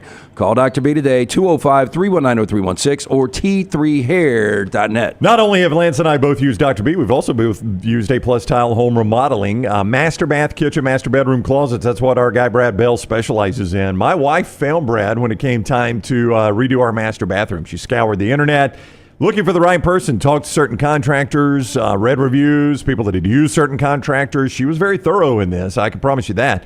And she picked Brad Bell. Here's his number, 205-422-1758. That is 205-422-1758. I mentioned master bath, kitchen, and master bedroom closets. Now, he will do anything in your house there. That's not all he's limited to. I'm just saying that's what he specializes in because those are rooms you spend a lot of time in. You want them to be nice and big and functional and make the most of your space. And on top of that, when you go to sell your home, you'll get the money back on those rooms. Master bath, kitchen, and master bedroom closet. So call Brad today, 205-422-1758. That is 205-422-1758. The princess of content, Taylor Korn, put together a graphic yesterday on strength of schedule side by side with the most recent college football rankings. Oregon number 1 in the playoff standings. Oregon 51st in strength of schedule. Ohio State number 2 in the playoff rankings, 26th in the strength of schedule. But a relatively good schedule compared to the rest of the playoff ranked teams. Here's where guys like Danny Cannell lose their mind, right? Your boy Danny, what'd he do? Because he doesn't like the SEC getting the benefit of the doubt. Okay. But if you look at the college football top 25 strength of schedule put together by Taylor there, Georgia is number 1. LSU is 6th in the country. South Carolina is 8th in the country. Alabama is 11th in the country. Louisville's 15th. Texas A&M is 21. Ole Miss is 23. Then you get to the Ohio States of the world. SEC heavy. So how can you complain if the SEC ends up with the higher number of teams in this playoff? Well, I think should that not be a big factor? It should be. I think we're conditioned to just, accept that the SEC is by far the best conference in all of college football. And I think we've got a sample size of decades now. I mean, how many national championships has the Big Ten won over the last 30 years? Well, they had Michigan last year. Yeah, but I think 3. I think Michigan twice, Ohio State twice, maybe 4. Yeah. With all that said, I know his argument probably would be, well, strength of schedule, they're getting pushed up because they're playing each other. That's right. And everybody is saying their teams are so much better. That's why their strength of schedule is so much better. But I think the playoffs in recent years show you that these are good football programs. The recruiting shows you these are good teams. And then your eye test shows you they're a good team and the road atmosphere. So here's the thing is you're going to have to, if you think those SEC teams, their strength of schedule is that high, that means you think the SEC is the best team because most of the games are SEC on SEC. Yeah. Right? So you've got to say, I think SEC is the best conference. Now, we didn't get a ton of crossover between the Big Ten and the SEC, but what we did get, I'm just doing this off the top of my head, and there's a really good chance I'll miss something here. Texas demolished Michigan on their home field. Alabama demolished Wisconsin on their home field. Yes. Are there any more? Am I forgetting? I'm looking. I'm trying to figure this out. What other crossover do we have? Penn State didn't play anybody in the SEC. Now, again, you're talking about what is currently. No, but you could look. I mean, USC did beat LSU. Yeah, that is true. Neutral site. All right, there you go. I mean, if we want to go off the board, independent, Notre Dame did beat Texas A&M. They did. Yeah. Notre Dame's Big Ten-ish. I know. I'm trying to find another argument. They're Big Ten adjacent, Lance. Texas A&M is a playoff contender. Yeah. Well, but my point was going to be Texas against Michigan. As it turns out, that's one of the better teams in the Southeastern Conference, if not the best. We'll see. Versus a mid-tier Big Ten team. Well, we haven't seen Ohio State outside of the conference. We've seen Oregon outside of the conference against Boise at home, barely winning that heck game. Of a game, yeah. It's a feather in a cap for Boise. Yeah. Indiana hasn't played anybody yet. See, that's the whole thing. Is like if you're going to say strength of schedule, SEC's at the top of all this stuff. You've got to. Then you're saying, I'm going to go into this saying that my statistics show, my analytics show, or my eyes say the SEC's the best conference. Biggest game in the country this weekend. Well, it's Georgia and Tennessee. Yeah, Tennessee. Biggest game in the country last weekend. It was, depends on how you define biggest. Some would say Georgia, Ole Miss, but Alabama, LSU was an actual elimination game. They're both SEC. Both of those are SEC. Yeah, but one of the biggest games ended up being Georgia Tech, Miami, just because of the outcome. Yeah, the outcome. Because of the upset. But Georgia Tech had nothing out of that. Going into the weekend, every college football analyst would have picked one of those two SECs last week. Everybody in college football, biggest game in the country this weekend. It's two different SECs. Well, I don't think anybody else, or not a lot of people, are bitching about this. I think Danny has got his. Well, not just Danny, but I think LT there are people that are going to be shocked or upset if there are that many SEC teams in it. There end up being 5, or if it always has more SEC than others. I agree. Equal upset here in the Southeastern Conference footprint if there are not that many SEC teams. We're going to leave better. We're going to leave one of the 12 best teams in the country at home. I think rational people realize going into this college football playoff, once we expanded to 12, that a worst case for the two power leagues, the SEC and the Big Ten, they were going to get 3 in. There will be a lot of years where they get 4 in, and there would be the outlier where they get 5 in. I mean, that's just kind of where we are right now. I think the Big Ten will end up getting 4 in. The SEC will end up getting 4 in. And that's going to be the reality year in, year out. And then Notre Dame and the 3 automatic bids. But there's some good SEC teams that'll be setting at home. Tradition time brought to you by our friends at McCurry Van and Car Rental. Tell us about McCurry, Brown, and then we'll hit the big button. Well, it's where you go to get those hard-to-find car, van, and truck rentals, whether it's that passenger van, the SUV, the truck. They make it easy to rent. In and out fast. Locations in Athens, Muscle Shoals, Huntsville, Coleman on 2nd Avenue Northwest, and Skyland Boulevard in Tuscaloosa. Reserve your rental today, 256-559-1003. That's 256-559-1003. Or McCurryRentals.com, McCurryRentals.com. The College Football Spotlight. College football's best traditions. Can I guess? A tough week here, guys. I'm just going to go ahead and tell you. Tough week. I do want you to do this because I've never done the backstory of it. Okay. But I do think our next upset that is going to wipe out one of the undefeateds will be Kansas going to Provo to take on BYU in Y Mountain. Do you know anything about Y Mountain? Oh, where they've got the Brigham Young Y on the side of the mountain? Yeah, there's a big story behind that. Oh, is there? Yeah. Do they have another home game left? I don't know. Okay, well, I'll do that at some point. Okay. If they've got another home game, I am happy to do it. Yeah, there is something behind it. Are you doing Texas and Arkansas? I am not. Not a whole lot of there's history there, Jim. Just no tradition. No tradition. Where are you going? I'm going to go to Chicago.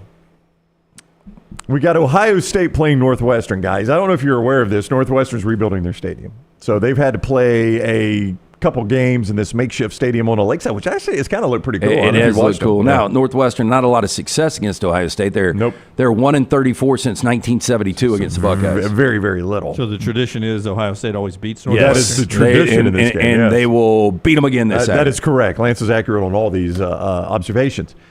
But when the big schools, for them, Illinois and, of course, Ohio State play, they're like, we can't play in some makeshift stadium on the lakeside.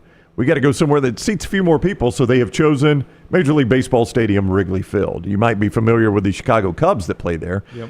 What you might not know, it was actually a historic site for the NFL for a very long time with the Chicago Bears. The Bears played there. That's right. When the Bears first moved to Chicago, they played there. In fact, guys, you might be surprised to know, Wrigley Field for a very long time held the record for the most NFL games played in a single stadium. 365 regular season games. It was finally surpassed by Giants Stadium in New Jersey only because Giants Stadium hosted two teams, the Giants and the Jets.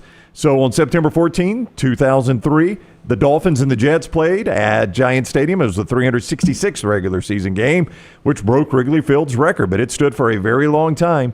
50 seasons the Bears spent at Wrigley Field. That was only broken when the Packers passed their 50th year at Lambeau Field in 2007. So while I am not a fan of football and baseball stadiums, this one has a little history to it, and a lot of NFL games played right there in the friendly confines. Yeah. Man, some interesting pictures there. The uprights on one of those shots were the length of the upright is about half of what a normal upright is now. And then the 49ers playing against the Bears there, their gold had faded out. Yeah. But see how we don't – when the Bears were there, we had the stands. It looked a lot better. Portable bleachers all the way to the other sideline. They made it a football configuration. Yeah. Yeah, I don't like that big outfield space when we do college. Not a fan. Yeah. I don't like games in football stadiums. Again, slim pickings on the old college tradition this week. I'll go ahead and tell you. Big Ten Network, 11 a.m. if you want to watch a game in Wrigley Field. Football in baseball stadiums or hockey in football stadiums, which is better? Hockey in football stadiums is better. Yeah, especially if it's snowing outside. By the way, BYU, that's rivalry weekend, so that's going to be tough, but they do host Houston to close out the season. We'll put that under consideration. Okay. Yeah. Doesn't have to be a home game, Brown. You just squeeze it in there next week. Give us a double dip next week. I'll double dip it next week. When we come back, we'll talk to Brooks Austin, the film guy. He's got some interesting stuff to tell us. He'll make us smarter. It's next, right here on TNR, being brought to you by our friends at Bud Light. Easy to drink, easy to enjoy. Call the next round now at 205-734-0923. Buying that perfect home is one of the most important financial decisions you'll ever make, so it's crucial that you have the right partner to help you through the process. Hi, I'm Lisa Zeig, Vice President Mortgage Loan Officer for Bryant Bank, and I'm here to tell you that we are that partner, making it easy to buy with confidence.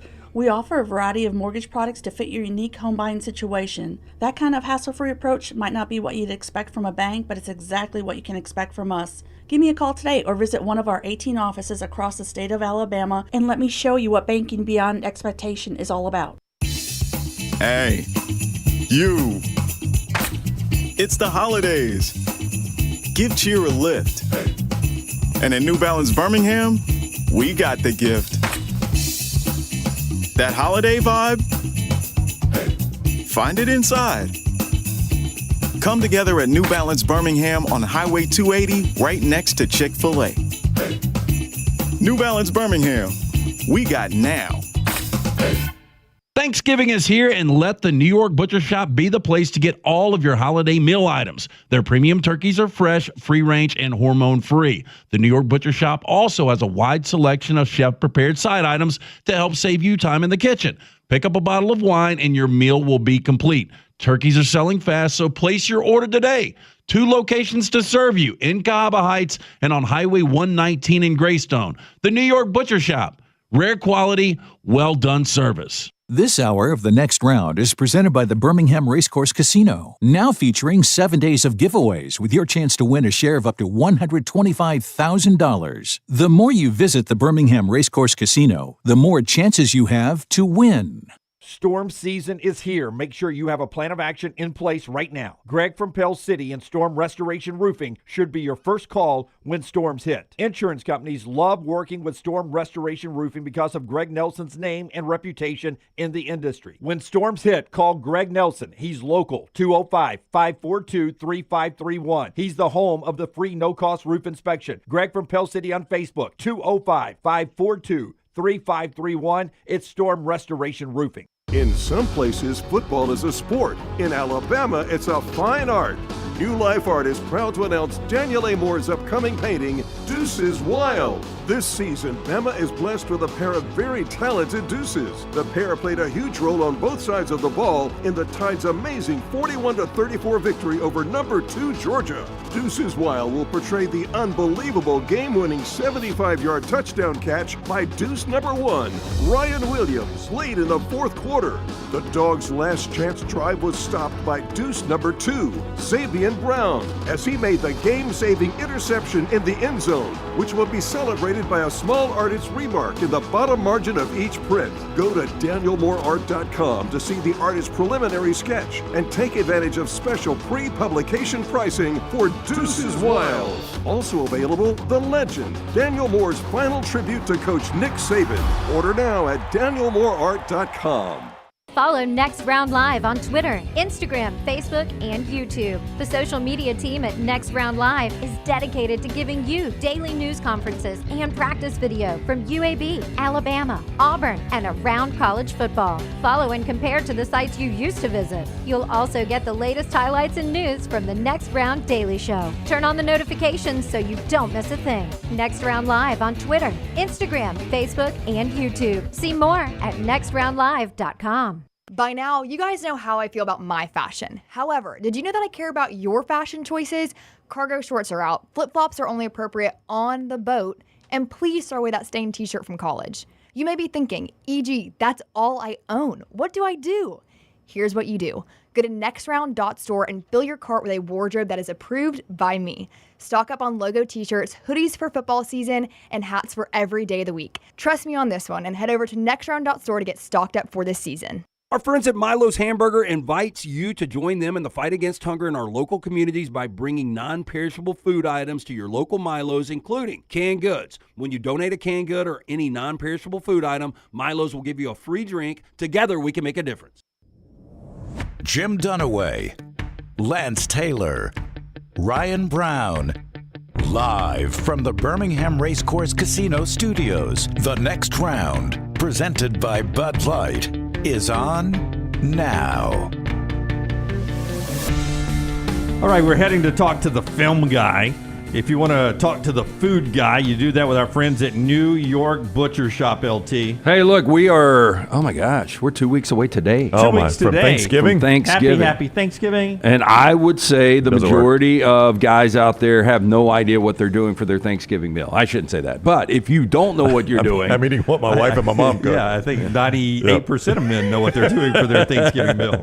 Easy thing. If you want to tell mom, hey, look, take Thanksgiving off. I got this thing covered. I've done this multiple times with the New York Butcher Shop. They can handle absolutely everything. Their turkey's fresh, all natural, hormone free from Joyce Farms, one of the best poultry producers in all of America. The turkeys are fresh, but they could smoke or brine them for you. Also carry smoked ham, certified Angus prime beef, tenderloins, rib roast. All of their side dishes prepared in-house will feed 8 to 10. However, they do have smaller sides that will feed 4 to 6. Don't forget the desserts, the pies, the cakes, banana breads, great wine selection to pair with your turkey. They are taking reservations now. Highly recommended. They've sold out every year. Get into one of those two locations, the original Cabo Heights, Highway 119 in Greystone. The New York Butcher Shop, rare quality, well done service. All right, you guys love it when we have on Brooks Austin, the film guy. We try to do it as much as we can. He is with us now. You can follow him on social media at Brooks Austin BA, at Brooks Austin BA. He's the director of recruiting for the On SI Network, and he is the film guy on social media and YouTube. Welcome in. Brooks, how are you today?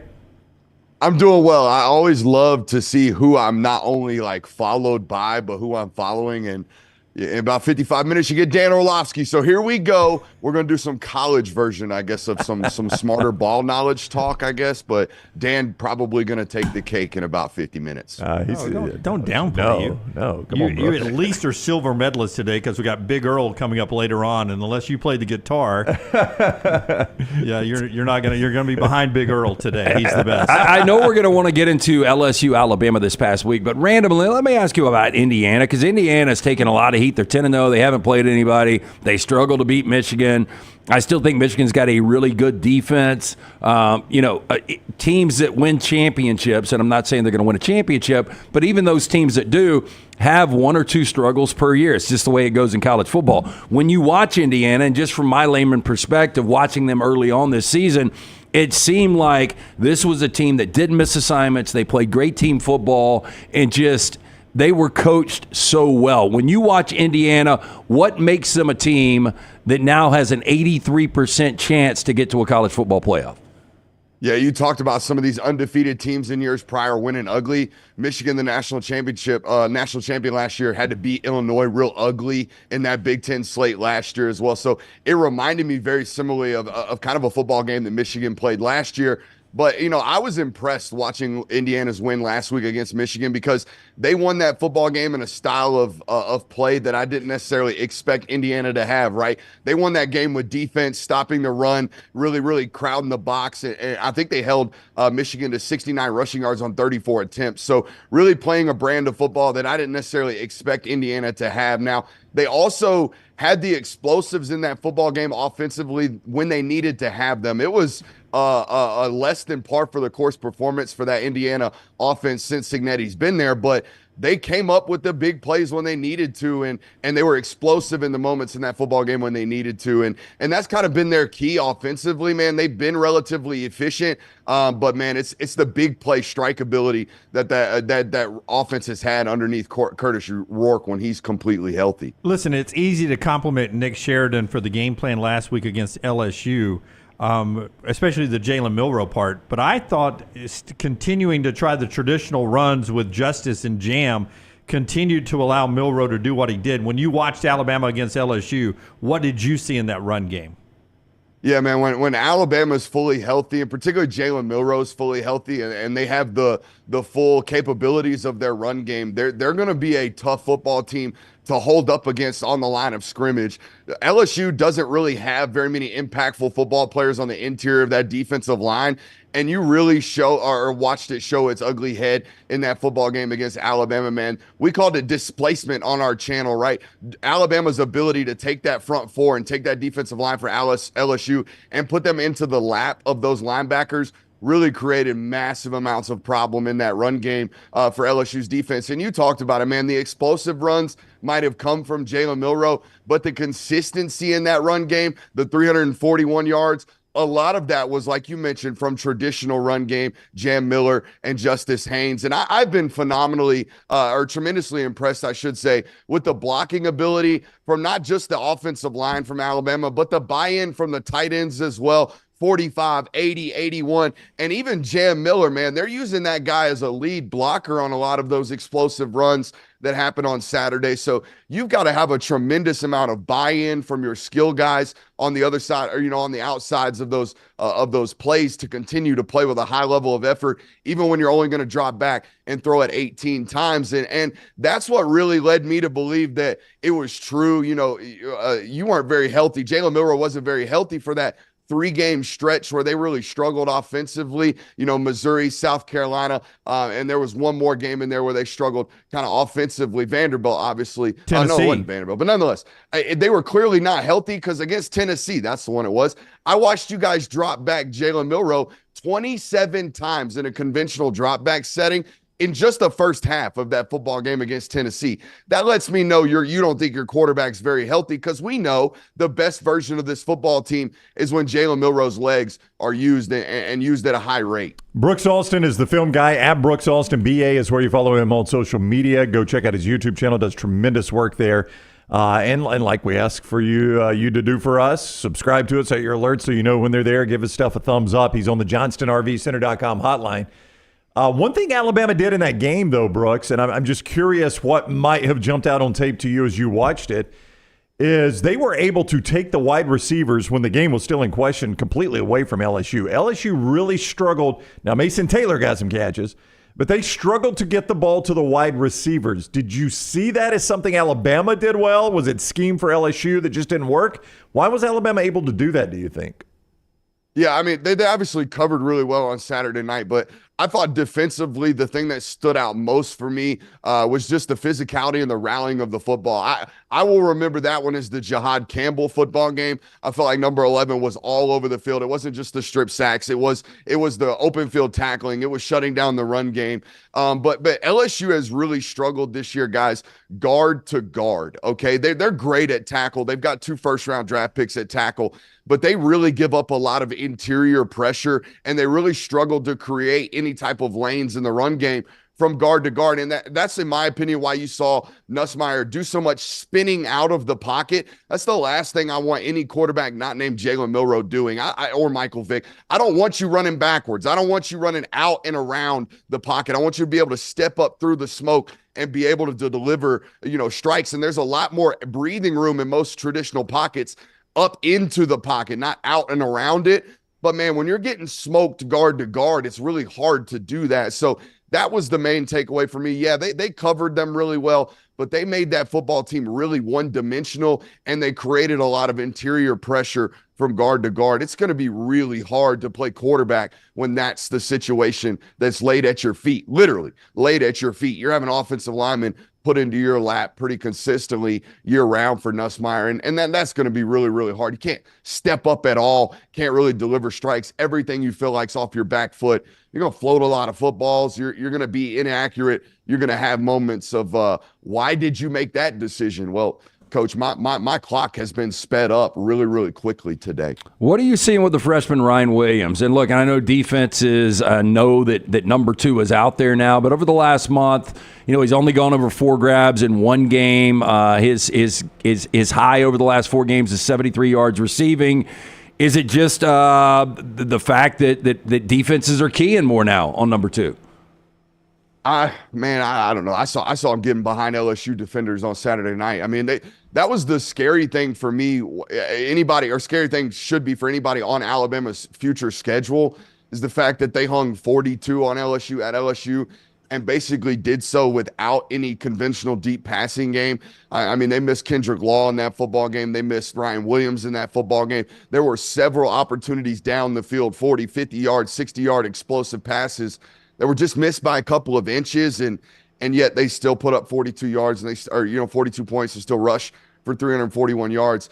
I think sometimes we can look at these things and they can be kind of cyclical. They can be up and down in terms of performances with just in terms of styles of play. How is the defense going about trying to stop me today? And what am I doing successfully offensively? And I think Ryan Williams even spoke about that this week in his media availability. Like, dude, we're running for 8 yards a clip. Don't worry about getting me the ball. Let's worry about getting the win out of here and going home with a really, really successful offensive performance. And that's real maturity at the wide receiver position, man. But, no, when I look at it on tape, and we even showed some on the channel this week, Ryan Williams has very unique top-end speed, and he gets to it really quickly. And you add on to that the fact that this guy really understands how to run routes. He's not just a go-go gadget. Like, he's not just a guy that's really, really fast. He's got some actual refinement to his game already as a 17-year-old. All of those things are what make this guy great. But no, I wouldn't have been going out of my way to make him part of the game plan last week because you were just absolutely bludgeoning that defense in the run game. I hate that I can only remember a few movie quotes and that one of them is, "I can't quit you." Georgia, I can't quit Georgia yet. Everybody seems to think they're going to beat Tennessee. How do you break down this Georgia team with Tennessee coming to town? So we can get into super analysis points, but here's my main analysis point. I picked Alabama to beat Georgia this year on the road because I'm not picking Georgia to beat Alabama until they do it, until you prove me wrong. I'm picking Alabama to beat you. Just something about it. I feel the same exact way about particularly Kirby Smart versus Josh Heupel's offense until they show that they can come in or even host Georgia and run the football effectively and consistently like they have against every other SEC opponent. I don't feel comfortable about picking Tennessee to beat Georgia. But in terms of I don't want to necessarily quit Georgia. I don't necessarily feel ready to give up on Georgia. Like, Georgia's doing things right now, or I should say failing to do things right now that Georgia does consistently year in, year out. It's why they've been so great, right? They block really well. They tackle really well. They cover really well. They don't bust assignments.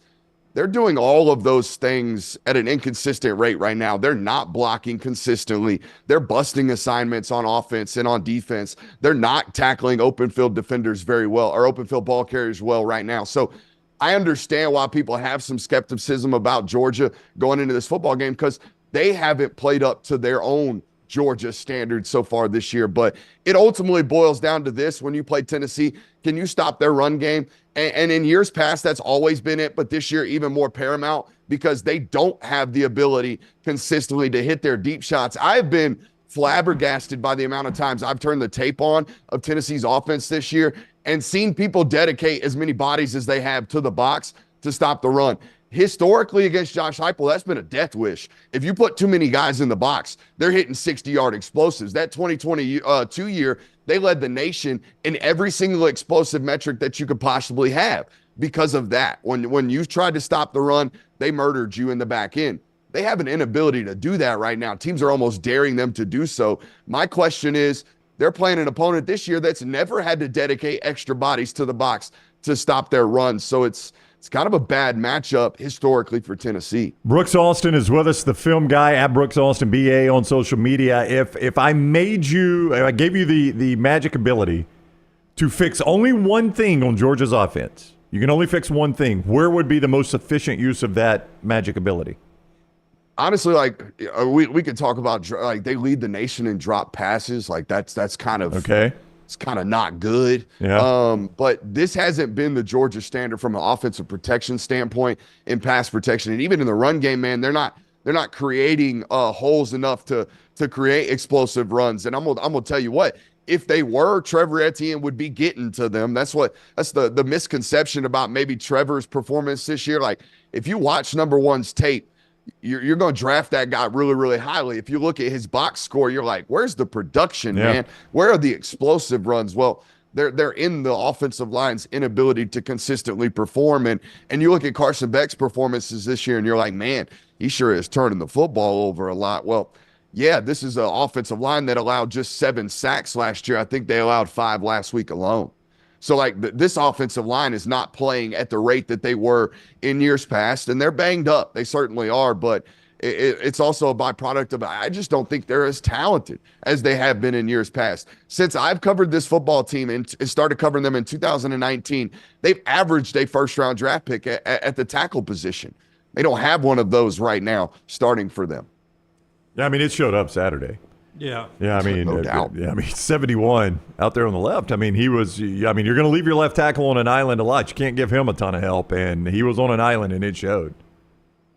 No, it definitely did. And I mean, it's a tough matchup for anybody. Ole Miss is, right? I think they got 3 first-round caliber football players in Walter Nolan, Princely Umar-Milan, and Sutarian Perkins. But, yeah, I'm with you, man. Like, at what point are you going to start chipping? At what point are we going to start helping that guy out? It got to a point in that football game where Georgia was like, all right, here's our game plan.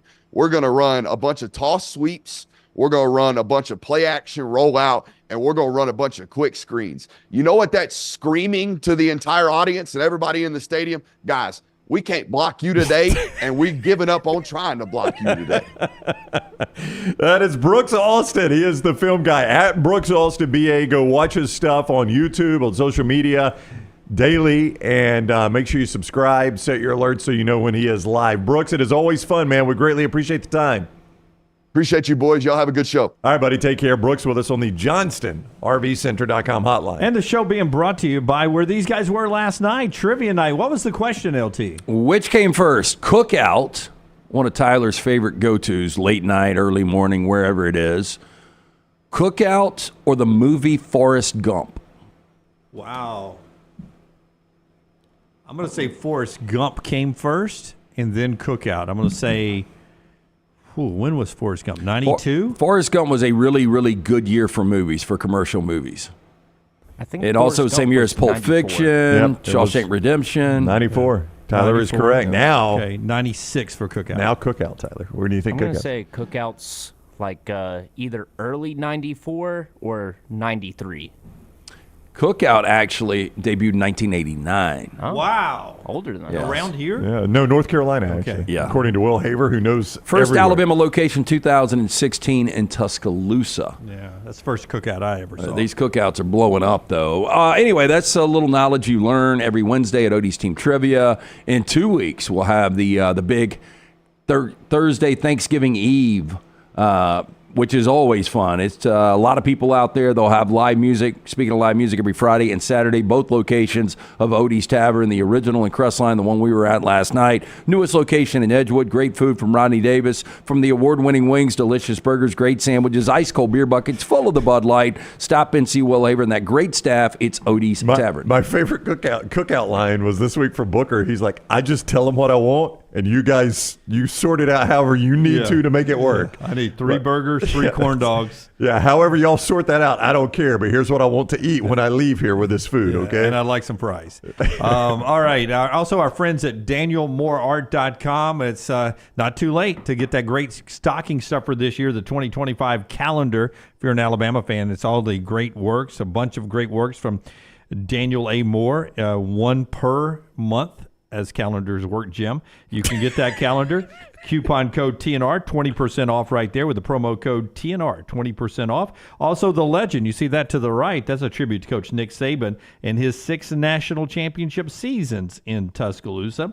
And Deuces Wild is available for you if you want to remember the great win over Georgia. Maybe it was your kid's first football game. You took him to that. Imagine getting that. Say, hey, your first football game. We have this painting from it, from a guy named Daniel A. Moore. DanielMoreArt.com, DanielMoreArt.com. Listen, we take showers on this show a lot. It takes a lot for us not to take a shower. I've started something new in mine. In the shower? Yeah. How's your eyesight?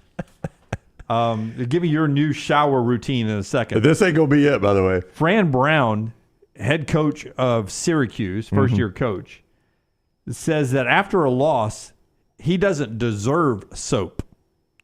He sets sometimes up to 2.5 days in his filth. That is awful. He refuses to shower after a loss. Awful. That's torturing other people. Yes. And in fact, it goes on to a couple of days. He says, I'll brush my teeth, but I don't feel like I deserve soap after a loss. And he chooses not to take a shower for a couple of days after a loss. How does he sleep after I that? don't know, Tyler. I can't lay in bed having not had a shower. And when he coaches a game, he has to sweat. Like, those coaches are active on the sidelines, and if you sweat, you get sticky. And I'm with you. I can't go lay down in the bed sticky. Yeah, I told Brown when I got to trivia last night, I was like, man, I did not get an opportunity. It was just a long day. I did not get to go home. I didn't get to brush my teeth. And Brown was like, I didn't either. And you were playing golf, so we probably both smelled like... Well, no, I had Syracuse had lost the game. I had showered at the golf course. I just didn't get to go home. So I showered at the golf course before I came. Yeah, I did not. And if I can't take my second shower of the day at least, it's not a good day. Meanwhile, cut 10, before Brown tells us about his new shower routine, Saints interim head coach Darren Rizzi hopes that he did not start a tradition that he needs to do every time before Saints wins.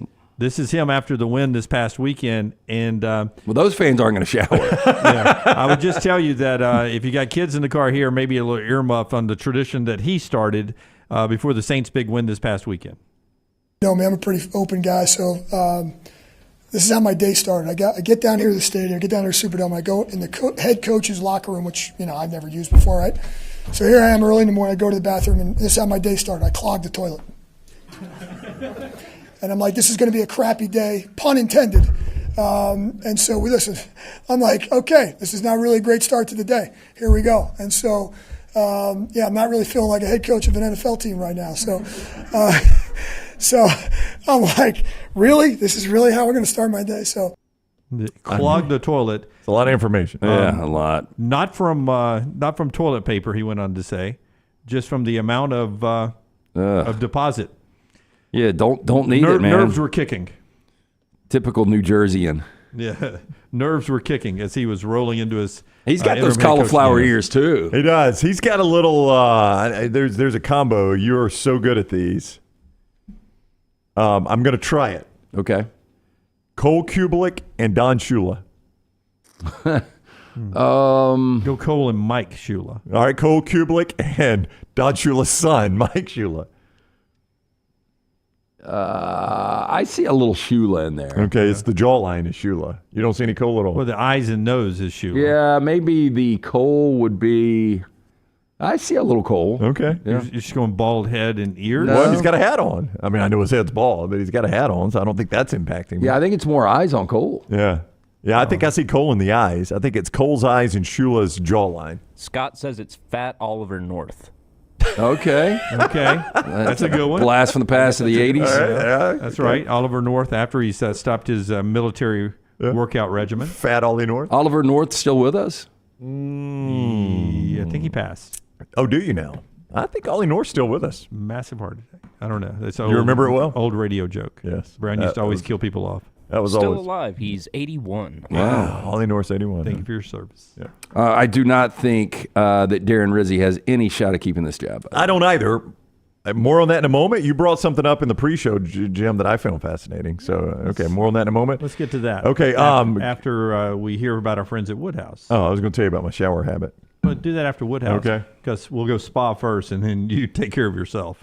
Yeah, I tell you what, I think you're reading way too much into great habit is trying to get to the Woodhouse Day Spa once a month. Wouldn't that be nice? Oh, it would be. I know the wife or girlfriend would love if you send her there once a month. At least do it this holiday season. Treat that special someone to the gift of luxury from Birmingham's best day spa, the Woodhouse Day Spa, located at the Summit Shopping Centers right off of Highway 280. You can choose from a menu of over 70 options, including massages, body treatment, skincare, waxing, nail services. Woodhouse Spa Day Spa, voted America's best day spa since 2009. You can order that special person gift online 24/7, birmingham.woodhousespas.com. Again, or you can stop in to the beautiful location at the Summit Shopping Center. Tell Stuart and the great staff the Next Round sent you. I read an article from UCLA, from their medical school, UCLA Health, that was the benefits of cold shower. And it recommended, like if you take hot showers like I do, perhaps at the end of your shower, just turn it as cold as it will go and let the water just kind of hit your forehead and your chest for as long as you can at the end of the shower. And it said you're going to struggle at first to get it more than 20 or 30 seconds because it's going to take your breath away. But your body slowly builds up a tolerance to it, and you're able to do it a little bit longer. And it's got what they claim, and their studies are these side benefits. It helps with metabolism. It helps with your immune system. It helps with, some say, with depression. It helps with joint pain and things like that. That it's just got some health benefits. And I'm like, I mean, it's just cold water. It's not like I'm taking a pill, so why not try it? So not long ago, I started trying it, and I mean, I don't know that I'm getting the benefits, but I do know I leave refreshed from that shower, buddy. You let that cold water hit you for about 30 to 60 seconds. I wake know you right up. there are people that swear by jumping in a cold That's right. pool. Yeah, it's the same principle. It's just, you're doing it a different way. Yeah. And the cold soak, a lot of people, do that. So I'm not going to go to that length, but I have started doing that in the shower. It's an interesting way to end your shower. Yeah. It is. That's nothing like you thought I was talking about. Well, I was hoping. Also, an interesting way to end your shower. I was hoping it was nothing of what you were talking about. I was talking about. So you still walk outside, feet on grass every day? Yeah, I ground. Shower? Yeah. I mean, I can't say every day. Like it was raining yesterday. I did not do it yesterday, but as much as I can. Yeah, a little grounding, a little cold shower. You are Mother Earth. You are one bad coaching decision away from going to a darkness retreat. The Dolphins have almost driven me there, Jim. Yeah, you're going down a very hippie route, Brown. Yeah. I mean, I appreciate you in 4 years voting for a moderate candidate, the way you're going with all this hippie doctor stuff you're doing. All right, one more thing in this segment, off of what we were talking about, is hot coaching guys in college right now when it comes to the NFL. The headline. Dan Lanning getting a lot of NFL buzz from Jeremy Fowler, ESPN reporter. He says there are several NFL teams who likely will have openings that his sources are telling him Dan Lanning is a hot name to be considered. Have you looked at Dan Lanning as a guy? No, Yeah. and I'm wondering, I mean, outside of the obvious, he's got the number one team in college football right now. Where is the link? Where's the appeal? I don't know. Has he even coached in the NFL before? I don't even think he has been an assistant. No, I don't think he's been like quality control even. Yeah, like Kirby went through with Saban for that short strip to the Dolphins. Yeah, and the majority of these coaches that get looks are the innovative offensive guys. That's what I was going to say, LT. Usually it's not defense. The closest he's been to the NFL, he was a GA at Pitt, which shares the facility with the Steelers. I thought you were going to say at Alabama. That's true. The closest he's been to the NFL, he was a GA at Alabama, and then a assistant at Georgia. So he's coached NFL talent, obviously. You got Matt Mosley on a special edition of Unlocked today? Yeah. Did want to remind everybody, I'm glad you brought that up. So at noon, we are going to do a different Unlock. Typically, Brock Hewer joins us on Monday. Had a lot of travel and scheduling conflicts, from watching his daughters at Oklahoma State play basketball to sitting down with the Nebraska staff getting ready for Nebraska USC. So on the fly, we're doing the live show today, and Connor O'Gara will join us for the first 30 minutes to talk college football. And then on the backside, Matt Mosley from ESPN Central Texas will jump on to talk the NFL, Dallas Cowboys, a lot of different things. Would you ask him the buzz on who he thinks the next Dallas Cowboy coach could be, because one of the names that I saw bouncing around last night of people who cover the Cowboys, speaking of great offensive minds, Steve Sarkisian, head coach of the Texas Longhorns. That's a guy that has coached in the NFL. It didn't go great. He was the offensive coordinator for Forrester's Falcons and got fired, which is what brought him back to Alabama. That's what got him back to Alabama. This is easy to forget, but I remember when that happened, everybody's like, man, Sark? We're taking Sark back? This guy just got fired. He just got run out of the NFL. Fired from the Falcons? We're taking him at Alabama? Yeah, we got damaged goods. I don't know why Saban wants to go back to the Sarkisian guy after the Falcons didn't want him. Turned out pretty good. Turned out he was fantastic. For Sark and Lanning, though, there's still a lot that those guys want to accomplish. Obviously, they want to win a national championship. I do think, look, and it's always been kind of the belief that the NFL is a lot easier as far as lifestyle, and now it's not even close to what you have to endure with the transfer portal with NIL. So if you were to, but I don't know, where's it more fickle now? I was going to say, Mike Norvell's taking heat after going undefeated in the regular season and winning an ACC championship last year. I was going to say in the NFL you can get fired a lot quicker, but I don't know. Money's turned into at the premier jobs better in college in the NFL. Yeah, now the lifestyle in the NFL has become better than the lifestyle in college, and that's why I think a lot of these guys would consider that. Can we just throw out some of the openings real quick? And would you leave Oregon for this? Okay, one more real quick. Okay. Throw all these in there, Oregon or Texas. And then there is the belief that Deion Sanders, we talked about this yesterday, could be an NFL coach. He says yesterday that he will, much like Archie Manning did, for Shedeur Sanders and for Travis Hunter, he said privately, but I will try to influence the team that drafts them. If they're going to end up going to a bad team, we're going to work behind the scenes to make sure that team doesn't end up drafting them.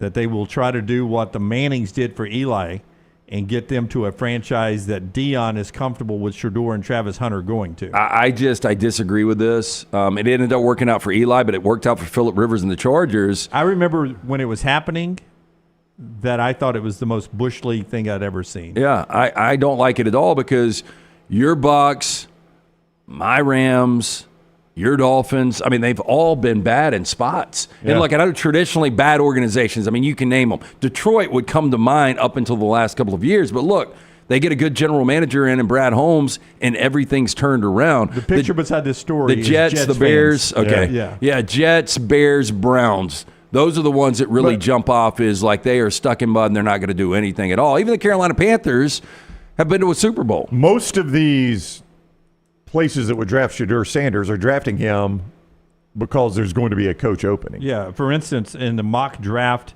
there at Yahoo Sports, Travis Hunter first overall to New England, Shedeur third overall to the New Orleans Saints. Now, would Deion try to step in and say no to New England, no to New Orleans? I don't think he would say no to any of those if they were like, hey, we want to draft your kid. We're going to be the first one that needs a quarterback. You're going to be the head coach. Yeah, could you see Deion as the head coach of the Saints? Yeah, why not? Why not? Dennis Allen just was. He's got Deion better than Dennis Allen? He's got the color combination, doesn't have to change the closet That's at all. true, yeah. He's got all the right clothing. Oh, I think Deion will be a coach in the NFL next year. I know Clyde didn't want to hear that, but what's left there? Like, Colorado is such a difficult job. Yeah. And so Purdue has lost 4 games by 35-plus points this year. Do you know the last team to lose 5-plus games in a season by 35-plus? I'm going to say Colorado. In 22. Yeah, it wasn't so long ago. It was right before 2 Deion. years ago. Yeah. So the job Deion has done, and I doubted him. I thought it would be a crap product this year, and they are the favorite now in the Big 12 in Vegas to represent that conference and go to a college football playoff. So the turnaround has been miraculous. Stephen A., by the way, yesterday said that the Cowboys should tank the rest of the year to draft Shedeur and Deion. See, I've never been a tank guy. Well, you don't really have to tank it, guys. They're about to be starting Cooper Rush or Trey Lance. I don't know that you've really got to work to tank it at this point. And look, and I think Shedeur is an outstanding talent. Is he going to be great at the next level? I don't know. Caleb Williams is really struggling, and I think that's what got a lot of this conversation going.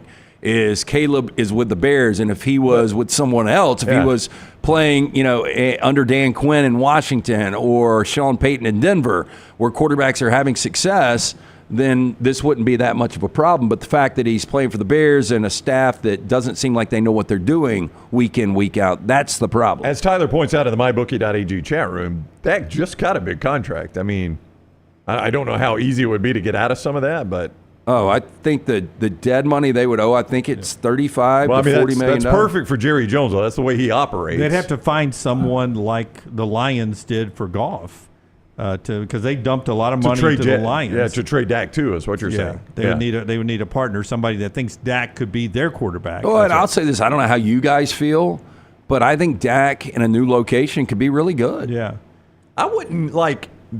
For instance, Cleveland may be looking for a quarterback if you get them to take on his money. If Matt Stafford, they don't have any money because of Deshaun. That's right. They've already done this once. If Matt Stafford shut it down, or let's say that Baker Mayfield, he's way too young. If Tua shut it down, if Tua gets I would take Dak. Now he's been hurt some too. Yeah, which is what we're fighting through. That's my biggest concern is he's never won the big game. That's right. And there's a lot that goes into that, and the fact that he seems like he's hurt every other year. That's right. Maybe you could, if you're New Orleans, maybe they'd say, "I'll take Dak and use my draft pick on a good player." Yeah, at number 3. Interesting NFL stuff. A lot of great NFL games this season, starting tonight with the Commanders and the Eagles, 7:15 on Prime. Ravens and Steelers, Chiefs and Bills, part of the weekend slate. Should be a fun weekend in the NFL. We'll talk to Dan Orlovsky coming up in about 30 minutes. Show being brought to you by our friends at Pants Store, the Pants Store. Before Tyler gives us 4 downs in the next segment, I want to remind you the Pants Store can get you ready for all the downs down through rivalry weekend. Alabama and Auburn game coming up soon.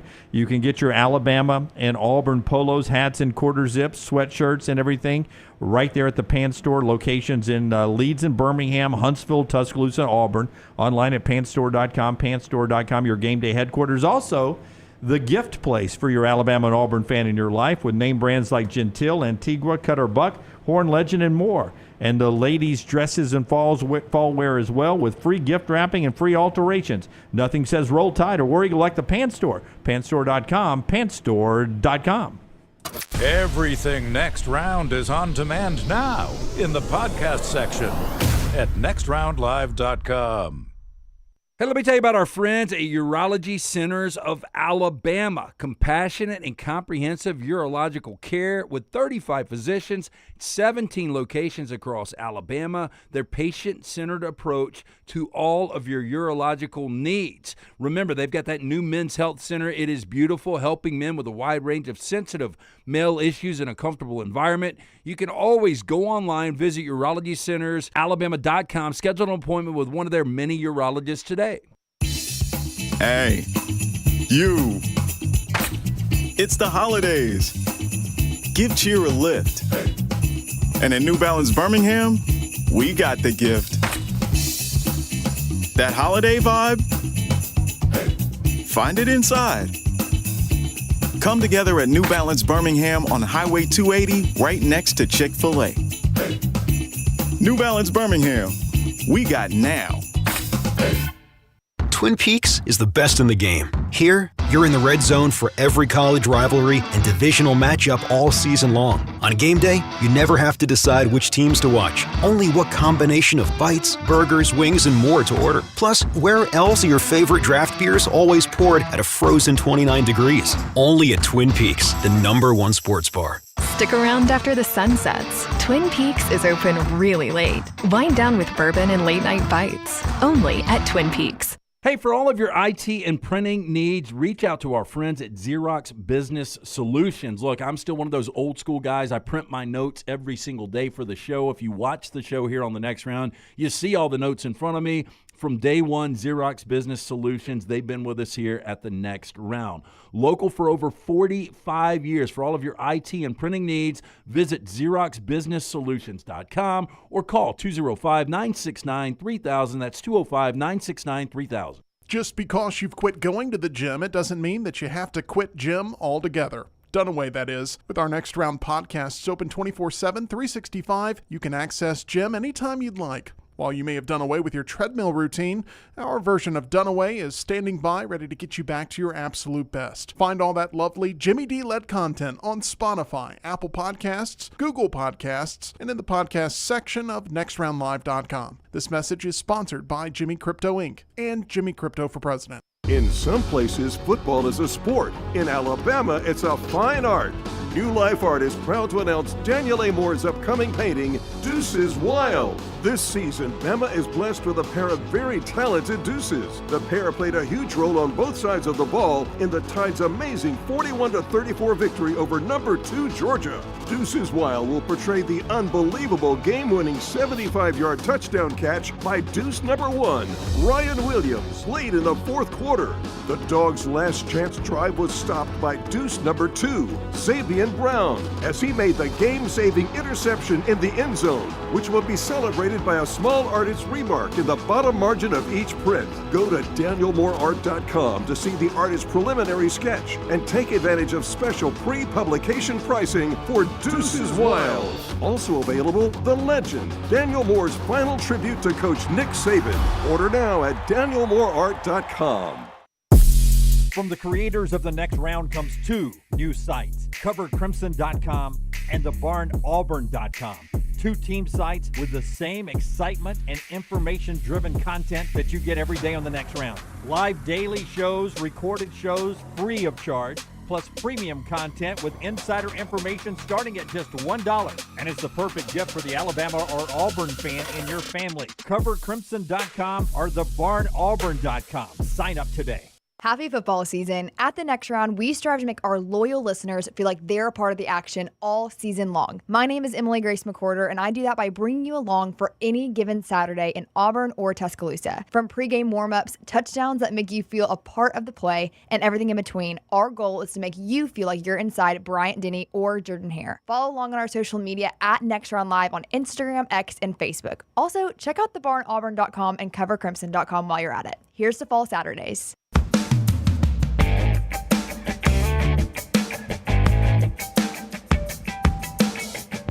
By the way, the Mike Tyson news conference yesterday with Jake Paul, not a lot of fireworks. Jake Paul trying to get Mike Tyson to say something. Mike Tyson basically just saying over and over, I'm just ready to fight. I'm just ready to fight.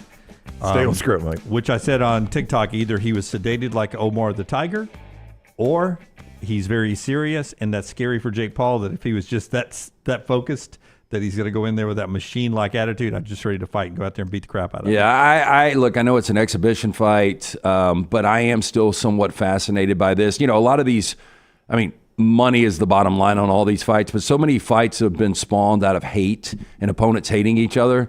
Literally, this was just a money grab where Jake Paul had a vision when he was hallucinating and called up Mike Tyson, hey, let's get together and make some millions. And he said, yeah, let's do it. Our friends at Johnston RV can get you out and riding around. Make it feel like it's the 90s again with Mike Tyson. Go see America. That landscape in Wyoming and Montana, it hasn't changed since the 1890s. That's right. Or the 1790s. That's right, Jimmy. You can still go see it with an RV from Johnston RV Center. I-65 exit 304 in Coleman, 334 in Decatur. And you when you go to Johnston RV Center, you're going to see, first of all, great prices right now. So you can go see America. Travel trailers, $145 a month. They start there. Fifth wheel, savings of $45,000 and more. RV warranty forever. Make sure you got a lifetime warranty on anything new and qualifying used. I-65 exit 304 in Coleman, 334 in Decatur, and always online. JohnstonRVCenter.com. And 4 Downs today by Tyler. LT loves these. Brought to you by our friends at Slice. 4 or 5. It's 5 great locations for 4 Downs LT. It is 5 locations, the original in Lakeview, Vestavia, Montevallo, Crestline Park, newest location in Edgewood. Get in, see the Bajaya Brothers, local pizza, local ingredients, from the hot mama to the soul pie to the wing and a prayer to the Bajaya special. For more information, slicebirmingham.com. First down. All right, which would be better, the best burger in the world or the best pizza in the world? Not just because it's sponsored by Slice, but best pizza in the world is better than best burger in the world for me. I rarely do I remember, the great burger I've had, but I still go back not only to Slice Pizza, but when Maggie and I were in Sedona, sun was setting, looking out over the Red Mountains, and we had this wonderfully cooked pizza with prosciutto, goat cheese, and fancy pizza. Fig jam. Fig jam. You thought it was fancy, and then he said fig jam. And it was delicious. And I still think about that pizza basically anytime I see the sunset. Really? So every sunset you're like, that's how good. Doesn't think of the romantic evening. No, I think Damn of that pizza. That's how good the pizza was. There's so many average burgers and so much average pizza out there. When you get a really good burger or a really good pizza, it does jump. I guess it just comes down to what you like better. I think I like pizza a little bit better, and I think slice when you get the when you get a wing and a prayer or that hot mama and that you got a pint of beer and it just such a good balance. I'm gonna go pizza. Yeah, Brody says I can taste the Regina Pizzeria I had in Boston right now. So you've been to Shakespeare's, right? A lot of laughs back Didn't there. you go to Shakespeare's in Columbia, Missouri? I did go to Shakespeare. Overrated, you said. It was not. It was overrated. Just say it. Slice is probably 2 notches above that. In my Okay. opinion. Well, I read Pat 40, The Dash. I get some info from Pat every week, and he always ends his 40-yard dash by talking about a local eatery and a local brewery or a local beer, and he said that he went to Shakespeare's and it sounded really good. It was I forgot what the pizza was called, but it was a bunch of jalapenos, banana peppers over a bed of pepperoni. Ooh. And then he washed it down with a local IPA. Yeah. And just reading that shit makes me hungry. I think Pat's a Missouri grad, though. Yeah, he went to Mizzou. Yeah, I think he was honored last year. Yeah. So you're saying that it's a local fair. So that would be more like maybe a rib place in Tuscaloosa that everybody talks about? Yeah, that's correct. I Yes, think absolutely. There might be better ribs, but yeah. This is a really difficult question, Tyler. I think I'm going to go burger here. Love them both. Would not argue about either one, but I think I would rather have my best burger ever than best pizza ever. Second down. King Charles III turned 75 today. How many members of the royal family could you name? Because I think I could only name like 2 or 3. So that particular royal family? The British royal family. Yeah, the British royal family. William and Harry, but William's not part of it anymore. Does he still count? That's what I'm going to say. It's going to be 4 to 6 for me, depending on whether we count. All right, so we're up to 2. Kate Middleton. Meghan, if we're counting the other ones, that's 4. Charles, his birthday is 5.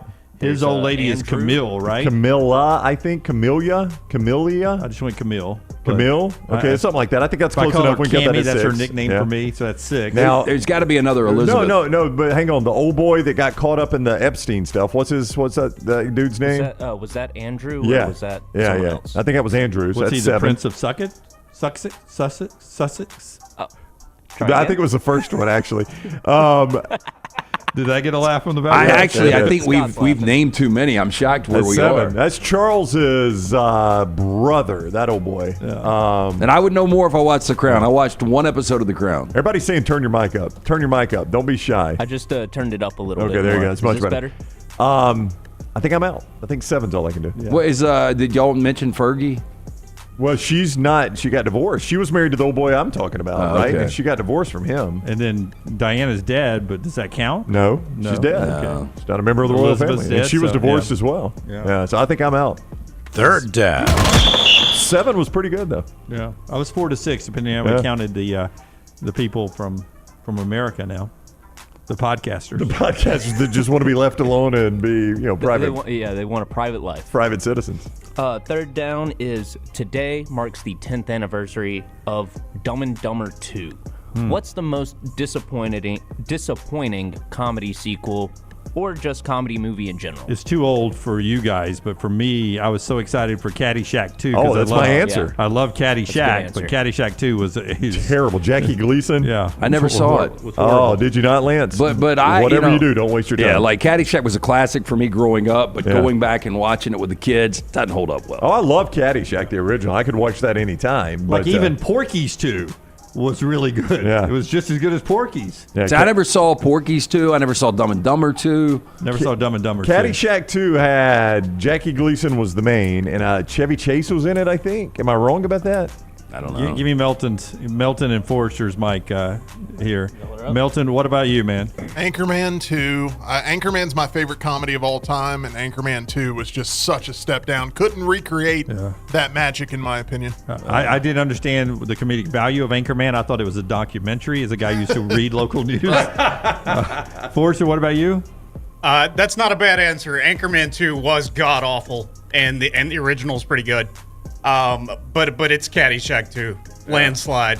That movie's absolute garbage, and the original's a classic. Well, it's difficult enough to do comedy. You try to do a sequel to something that, Like, I thought The Hangover was great. The Hangover 2 wasn't awful, No, but it was had moments. definitely a drop down. Which one did they go to? Thailand. That was Hangover 2. Hangover 2. Okay, but then Hangover 3, they come back to Vegas. But it wasn't too bad either. It was okay. I mean, as you kind of go down, it goes down. Like a Xerox machine or cloning. My apologies. I am told it is Jackie Mason I'm talking about, not Jackie Gleason. So my apologies to the Gleason family. Oh, I thought it was Jackie Gleason too. I thought both Gleason and Mason was in it. I think it is Jackie Mason. Caddyshack 2, a lot of people are saying Anchorman 2, Smokey and the Bandit 2, Joe Dirt 2. There was a Joe Dirt 2. Joe Dirt 2 is awful. With Smokey and the Bandit, didn't they transport an elephant?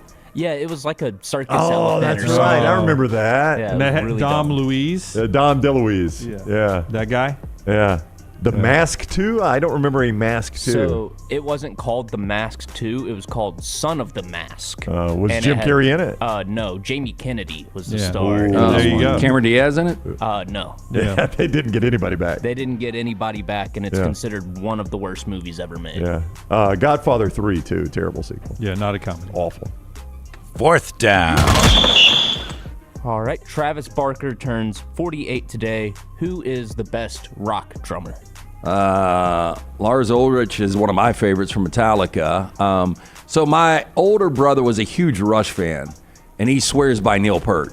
And I think a lot of music enthusiasts probably say he's the best. Neil Peart, 4th on the all-time drummer list according to Rolling Stone. So you've looked this up? Okay. I did. I was going to. Would John Bonham count? I mean, that's got to count as rock, number right? one. Yeah. Number Okay. one. I was Led going to go John Zeppelin. Bonham, yeah. But boy, it burned fast. I mean, he died when he was 26, 27. Keith Moon of The Who was considered number 2. And then Where's Neil Peart our was man up- Tommy Lee? He was the ultimate showman. I didn't make it that far down Yeah. because I was looking for my boy from The Killers. I More think known for he's his pretty good. drumsticks. Yeah, right. But I found, to use this as my answer, I found a boy at number 31 from Muscle Shoals, Roger Hawkins. He was part of the Swampers, and basically he was just a studio drummer, but he played on all these tracks of people who came to Muscle Shoals and recorded. He was the studio drummer on all the tracks, and he was listed by Rolling Stones 31 of all time. So sometimes a band would come through and their actual drummer didn't play. It was the That's studio right. drummer? It'd be the studio I never knew that. musicians, yeah. Yeah, you got session musicians, like people that'll play, classical instruments or drums or guitar Yeah. or whatever. And I don't know if Roger's still with us or Roger's family, but if you're listening speaking to of Muscle Hawkins, Shoals, was Well, he was Taylor- top 40, was huh? top Wow. 40 Rolling Stones. Taylor Hawkins on that list? I'm sure he was. Because when somebody dies, they get bounced There's up no a little doubt, bit. yeah. The guy who got us into the question from Blink 182, what's his name again? Travis Barker. Was 99 out of 100. Yeah. Our buddy Roney, his son was playing the drums for a long time, and his go-to was Travis Barker. He would watch a lot of Travis Barker YouTube to emulate what Barker was doing. And there's a new commercial where it's a financial thing. I don't know if you guys have seen it, where Billy Idol opens the commercial, and it's like, you guys aren't rock stars. We're rock stars. Oh, you know? yeah, I've seen that. And yeah. then Gwen Stefani's on it, and Travis Barker's on it. Chad Smith, Steven says, from the Chili Peppers. Yeah. The old He's boy good. from Nirvana. Yeah. That's Dave Grohl. Grohl, Yep. yeah. He's in there. All right, that is our 4 downs today, brought to you by our friends at Slice. Yeah, for lunch or dinner, stop in, get a slice and a salad, pick up a couple of pies. On your way home, be the hero tonight. For more information, slicebirmingham.com. Also, our friends at MyBookie, mybookie.ag. Brownie, tell us about MyBookie. Well, it's code next round. That's the important thing when you go to mybookie.ag. You can bet anything, anytime, anywhere. That also is important. Paul versus Tyson right now. Jake Paul minus 214. Your total's still at 5.5. You're over under at 5.5. Do they call it a total in boxing, Lance? I call it a total in football. I guess it'd be your over under. Yeah, it's just your over under on rounds. Philadelphia has ticked up a little bit. They are now a 4-point favorite tonight against the Commanders in the NFL side. You can play all those games and that boxing match right there at mybookie.ag. Code next round. When you sign on at mybookie.ag, you're going to make your initial deposit. You're going to use code next round. They are going to double that deposit. Money you can use right away. Free money at mybookie.ag. Bet anything, anytime, anywhere. mybookie.ag, code next round. mybookie.ag, code next round. And I've told you guys before, going back to my radio days, one of the best decisions I ever made. Didn't realize how blind I was without the contacts. Was going to see Dr. Mark Michelson. I did this back in 2003. Got the procedure done. I still have 20/50 2015 vision better than 2020? Do you or a family member need to make your benefit selections at work now? Do you know your FSA or flex spending can be used to help you see clearly without the hassle of glasses or contacts? Yes, LASIK and Michelson Laser Vision might be a great choice for you. Book your free consultation today with Dr. Mark or Dr. Jen Michelson. All you got to do is call 205-969-8100. Ask for Amy. Tell her the next round sent you. They are going to hook you up with an absolutely free consultation. Zero to lose to find out if LASIK is right for you. For more information, MichelsonLaserVision.com. I respect a good drummer. One of my least favorite things is the drum solo in the concert where we have to feature the drummer and he just, does. Oh, where was Rick Allen? Speaking of. Rick Allen. I don't have the list in front of me anymore. I mean, one arm with Def Leppard. That's true. And degree of difficulty. Was a great drummer before, but for him to ever be able to come back and play at that level and still tour and his energy is pretty crazy. Yeah, one-arm drummer. Really, really good. Fantastic. A couple of things before we get to the top of the hour. We'll save the NFL for Orlovsky coming up in the next segment. On this day in history, 29 years ago, Greg Maddux was voted for the Cy Young Award winner with the Braves for the 4th straight year. That was a strike-shortened season. He was 19-2 when the season shut down, Greg Maddux, in his 4th year of Cy Young. 19-2. Some say it was his best year. It's only been done by one other player to win the Cy Young 4 straight years, and that was Randy Johnson, who did it from 99 to 2002.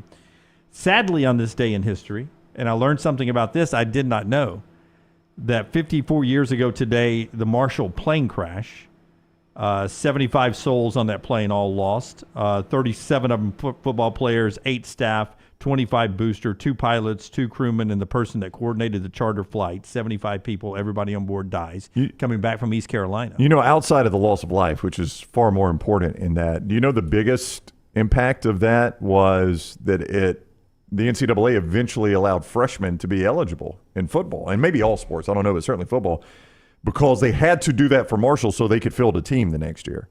And then they were like, freshmen played fine for Marshall. Why do we make freshmen ineligible? What I did not know about that plane crash 54 years ago, that they almost canceled that flight and took a bus to East Carolina. That's the way the story always goes. Because 6 weeks before that, Wichita State's football team had crashed, killing that football team. And you don't hear a whole lot about Wichita State's plane. You don't. They didn't make a movie about that. Yeah, they never came back. The interesting thing, sometimes we'll do interviews with random people and something will come up that you don't know. I did an interview with Jim Grobe when he was Wake Forest, their head coach. And this was years and years ago. It was when Ian and I were doing the show. And I had done some research on him, and he was supposed to be on that flight because he was part of the staff, and he didn't fly. At Marshall. Yeah. And so, he was in Huntington, I think, when the plane went down, and he just described it was really, really eerie, but fascinating. They have a tulip fountain on campus with 75 stems coming out for each life lost on the flight. And on this day every year, they turn it off, and they don't turn it back on until the first day of spring. And so it's a very somber moment still sad. To this day on the Marshall campus. Oh, that is sad. Yeah. So Wichita shut their program down. Yep. Yeah. Yeah, you're right. You don't hear as much before about that. I didn't know. I knew Wichita State had a plane crash. I didn't know it was the same year, and that the Marshall folks almost decided to bus instead of taking the charter flight. And after Greg Marshall got basically canceled, they've shut down their basketball program. Yes, pretty much, yeah. That gets us to the top of the hour. Show being brought to you by our friends at Milo's. Milo's, a great lunch option for you today. We'll talk to Dan Orlovsky coming up on the other side. I saw our friends at Milo's yesterday. One of them is going to see one of our guests in the 11 o'clock hour. Had never heard of Big Earl. I hyped it up so much, got them tickets, going tonight. But if you are in the mood for a burger, stop into one of those convenient locations for lunch or dinner. And remember, right now, 24 free Milo's burgers. They're giving away a catered meal for up to 24 guests. That's right, 24 of your closest friends, coworkers, or family can be chowing down on Milo's favorites. And the best part, it is free. For your chance to win, head to miloshamburgers.com/catering-contest. Enter today. That is miloshamburgers.com/catering-contest. So whether you're feeding a few or a whole crew, Milo's got you covered. Don't wait. Enter now. Maybe they'll be serving you and 23 of your lucky friends soon. Stay saucy. Follow Scott Forrester on Twitter @ScottForresterTV. Thanksgiving is here, and let the New York Butcher Shop be the place to get all of your holiday meal items. Their premium turkeys are fresh, free-range, and hormone-free. The New York Butcher Shop also has a wide selection of chef-prepared side items to help save you time in the kitchen. Pick up a bottle of wine, and your meal will be complete. Turkeys are selling fast, so place your order today. 2 locations to serve you, in Cahaba Heights and on Highway 119 in Greystone. The New York Butcher Shop. Rare quality, well-done service. Are you tired of buying your CPAP mask and supplies online only to be disappointed? It's time to visit CPAP Plus, your locally owned and operated CPAP shop that prides itself on personal service. Come see what you're buying at CPAP Plus with 3 convenient locations in Pelham, Highway 280, and now open in Trustful. Drop by for a free CPAP checkup and free filters, no appointment needed. Plus, sign up for their giveaway for a chance to win a free travel CPAP machine. Just Google CPAP Plus or visit any of those 3 locations. Hey, you. It's the holidays. Give cheer a lift. And at New Balance Birmingham, we got the gift. That holiday vibe? Find it inside. Come together at New Balance Birmingham on Highway 280, right next to Chick-fil-A. New Balance Birmingham, we got now.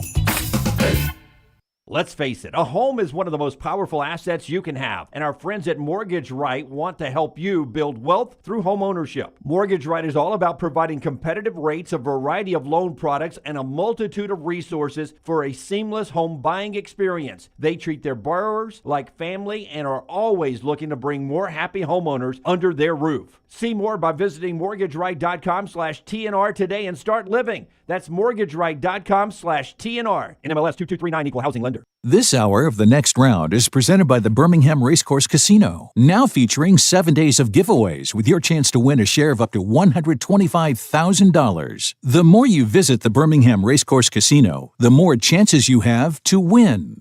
Hey, there's nothing worse than waking up to a plumbing problem. Don't get caught in a flooded house. Call the guys at Hemphill Services. Adam, Chad, and the team at Hemphill are the only ones I trust to fix it and fix it right the first time. Hemphill Services does it right and always at a fair price. For all of your plumbing, cooling, and heating needs, trust the name that Birmingham has trusted since 1954. That is Hemphill Services. Call now, 205-229-2090. That's 205-229-2090. Hey, Lance Taylor from The Next Round to tell you about one of our favorite places for breakfast, lunch, and dinner. That is Hamburger Heaven since 1982. Hamburger Heaven has been serving Birmingham's best hamburgers, cheeseburgers, French fries, hand-spun milkshakes, and sandwiches made fresh to order. All of their ingredients are fresh and prepared daily. This includes their beef, always fresh, never frozen, hand-pattied each and every day. For breakfast, lunch, or dinner, visit any of the 4 locations, Highway 280, Irondale, Gardendale, and Homewood.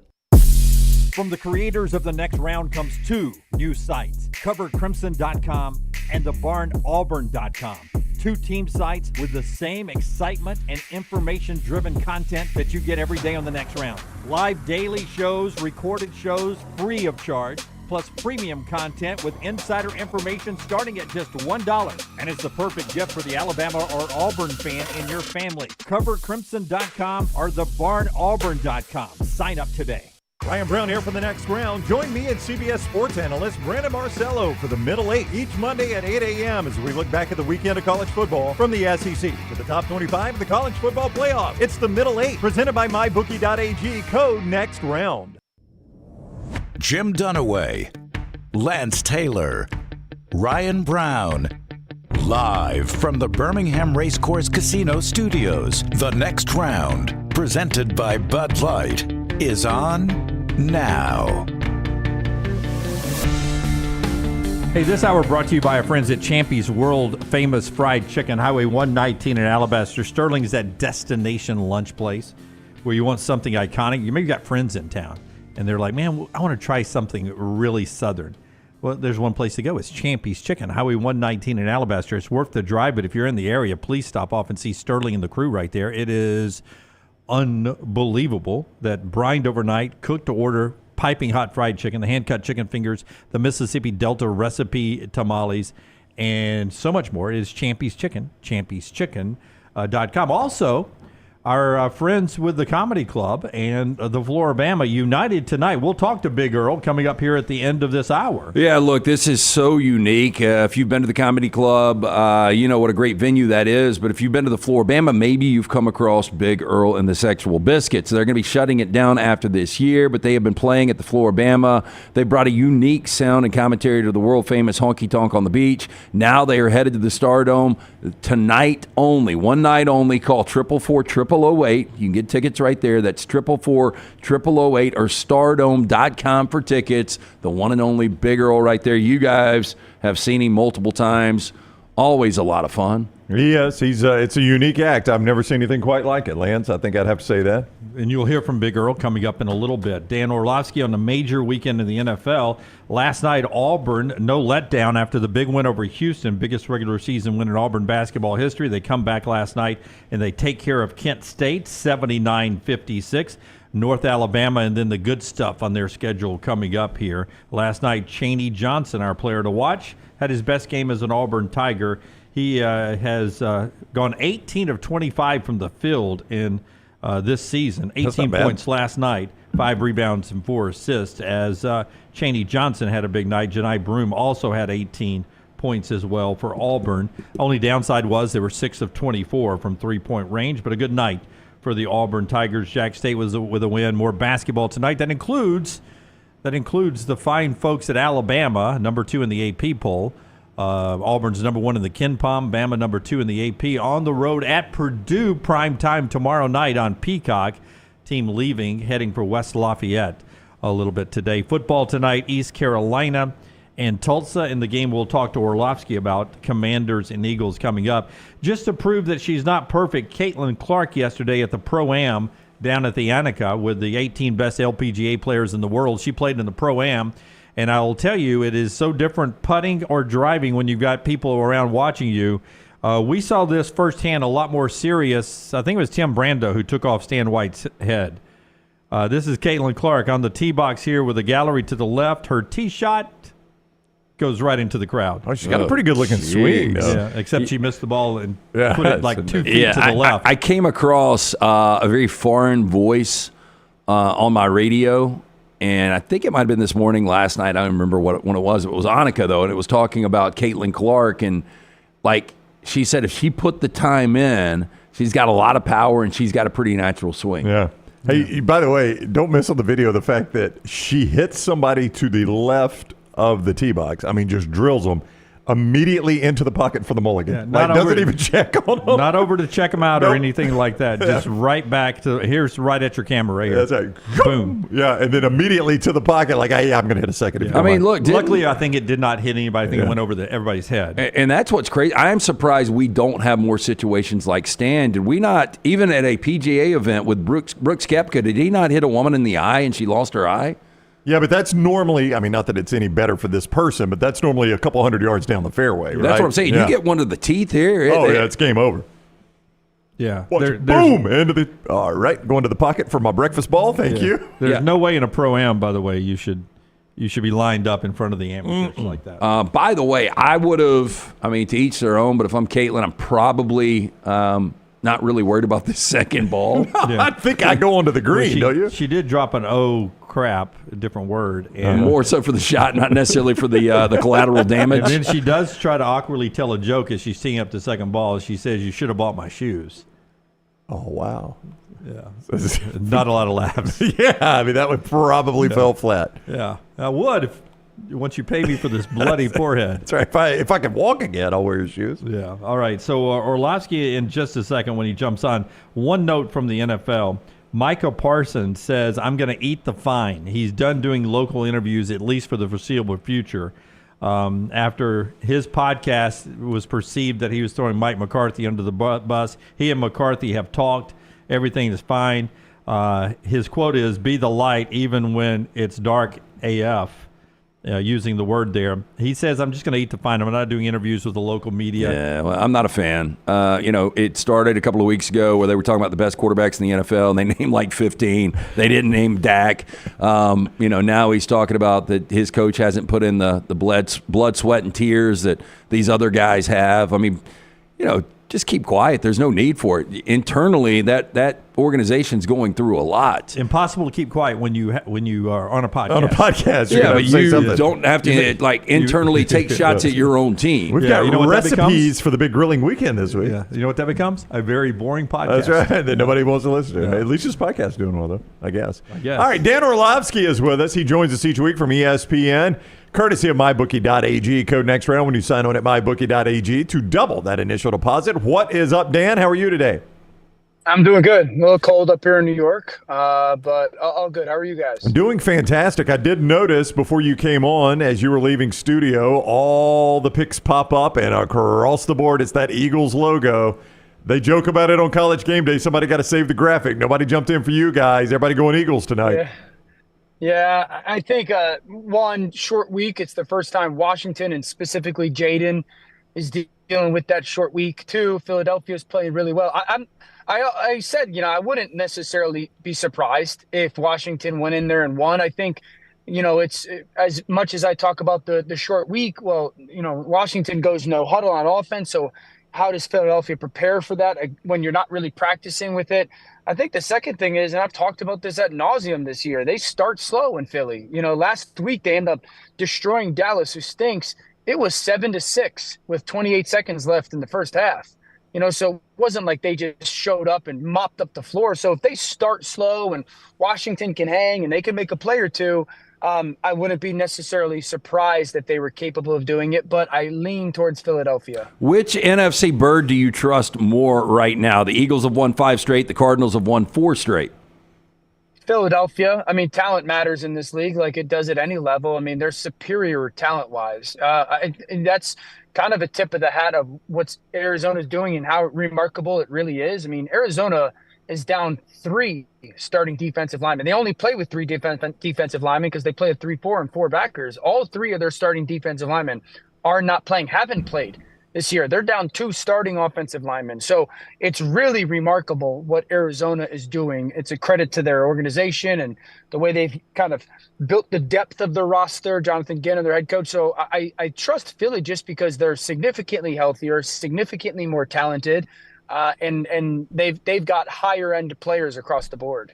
For Alabama fans, his favorite analyst after this weekend, the win down You're in Baton welcome, Rouge. guys. I did that for you. He redeemed himself, did he not? Dan Orlovsky is with us here on the show. Listen, Jalen Hurts, it seems like it's like whichever direction the wind's blowing. Some people think he's a really good NFL quarterback, and at one point last year it seemed like people were saying he's part of the problem. I trust you when you tell me about quarterbacks. Where are you on Jalen Hurts?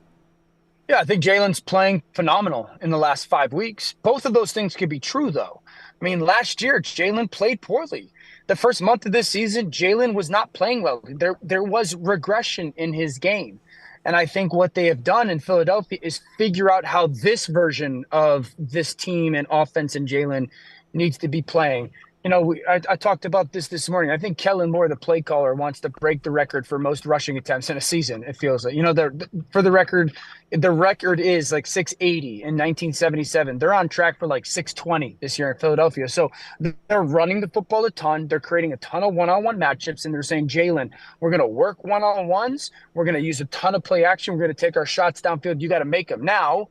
Everyone's raving about Russell Wilson and the way that he's thrown the deep ball and thrown the ball downfield. Jalen's been just as good. So I think Jalen, this version, is playing at an incredibly high level. He's top 5, top 7 quarterback the last month of football. And so I think that I lean on, the version that we saw in 22 and specifically in the Super Bowl. I don't know if he ever gets to that. I mean, that was freaking remarkable.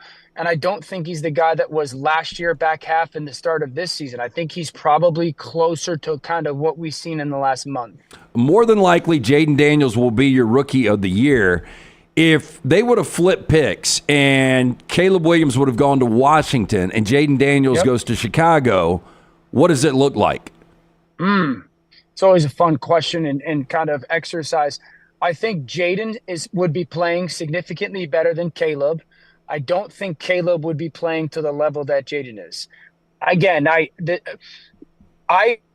would have taken Jaden if I was Chicago. I had said that, and because of, I think, the 2 things that he does better, he's got faster eyes and he's got better ball placement. Those are two things that transfer over on a long-term basis in this league. So the problems with Caleb holding on to the football, a little bit slower eyes, not getting through stuff as fast. And then, he's had more misses than he should and trying to be perfect where, Jaden doesn't. So I don't think that Caleb would be playing as poorly as he is in Washington, but I don't think he would be doing what Jaden's doing now.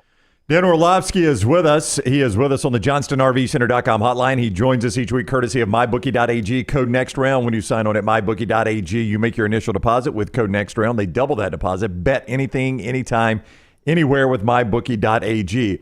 1 week ago at almost this very moment, I said to you, Dan, I've predicted that Denver is going to be the first team to beat the Kansas City Chiefs. Of course, Kansas City blocks a field goal to prevent that from happening. You see that all the time in the NFL, don't you? So this week, it's the Bills. Trust me, I'd rather see any of the 30 other teams beat the Chiefs than the Bills. But I think the Bills do it this weekend. Am I right or am I wrong? I would disagree on it. If you told me the Bills were fully healthy, I'd feel a lot better on it. But, with the expectation of no Keon Coleman, Amari Cooper still up in the air, probably no Dalton Kincaid. Those are some significant hits to an offense in Buffalo. And so if you had told me they were healthy, I would lean a little bit more towards thinking that would be my pick. But I think because of those missing pieces on offense, I would take Kansas City. I think, everyone talked about last week, and oh my gosh, Denver's really good on defense. Kansas City is not trying to be explosive on offense because they know it'll hurt their football team. So I think Buffalo is capable of it, but I've been asked to pick the winner, and I've picked Kansas City just because I don't know if Buffalo is going to be good enough. Red zone defense is going to have to be elite. I don't know if they'll be good enough on offense to kind of do what's necessary to win. Look, I know all 5 picks weren't Jared Goff's fault if you watch the game on Sunday night against the Texans. Yep. But have you ever played in a game where you turned it over that many times and still won? Not in the NFL. I think my most turnovers in the NFL was 3 in a game. So, and we did not win that game. In college football, I probably had a 4 turnover game in college football. I don't think we won either. So no, that's a rarity. I mean, it's a credit to Detroit and just how remarkable of a team they are. And I think 2 of those 5 picks were on Jared. 3 of them are just what we call triple Bs, bad break, bro. So not much you can do on that, but it is a rarity to win that football game for sure. Yeah, that was the irony in that you throw that many interceptions, you win a game. I was just mesmerized on TV3 over here. It times out. The replay from your morning show's on. Was that a Stephen A. gift pack of those socks? How does 2 grown men end up on the same ESPN set with the same pair of socks on? Yeah, that was not planned. I actually worked with J Mac yesterday and on NFL Live, and then we do get up on Thursday mornings together and for a steak. No, that was not planned at all. I actually wore the same socks on TV yesterday. I just wore them again today. No one noticed. So I don't know the likelihood of that happening, especially since I'm not in a black suit. I'm in a green suit, and they're black and white polka dot socks. But we pulled them off. Yeah, I just thought that was crazy. So I've done this for 30 years, so I know how it works. The headline says Aaron Rodgers expects to return, and then I read the quote. The quote is, "I think so, yeah," end quote. That doesn't necessarily say convincing. Do you think Aaron Rodgers plays football next year? I do. I don't think all-time greats go out like this. I think, going back to the acquisition and oh my gosh, and he's going to a place that is a quarterback away, and this is an unbelievable roster, and they're great expectations, and, everything falls flat on its face, and, you're a reason why. I just don't think an all-time great goes out like this. Now, could I see him playing somewhere other than New York? I could. I don't know if it's a done deal that he plays. I think it's even less likely that it's in New York. So I think Aaron, I could see him playing somewhere else. Before you go, Jim brought it up earlier. Your colleague Jeremy Fowler reports that one hot name in NFL circles is Dan Lanning for coaching jobs. As you look at Dan Lanning and what he has done at Oregon, what do you think makes him attractive to NFL teams? Well, he's authentic. People, I think he's got a no stone unturned youth, Nick Saban youth to him. Nick Saban is notorious for there is nothing that is small. Everything is big. And I think Lanning has that quality to him. You know, it's funny. I when they beat Ohio State and did that 12-man on the field penalty, I said, it's very clear that we have two elite coaches in college football, Kirby Smart being one and Dan Lanning probably being the second. And people are like, you're an idiot, this and that. It's very clear. Dan Lanning, at worst, is the second best college football coach in the country right now. And I love Sark and I love Ryan Day and I love Dabo. Right now, at worst, Lanning's the second best coach in the game.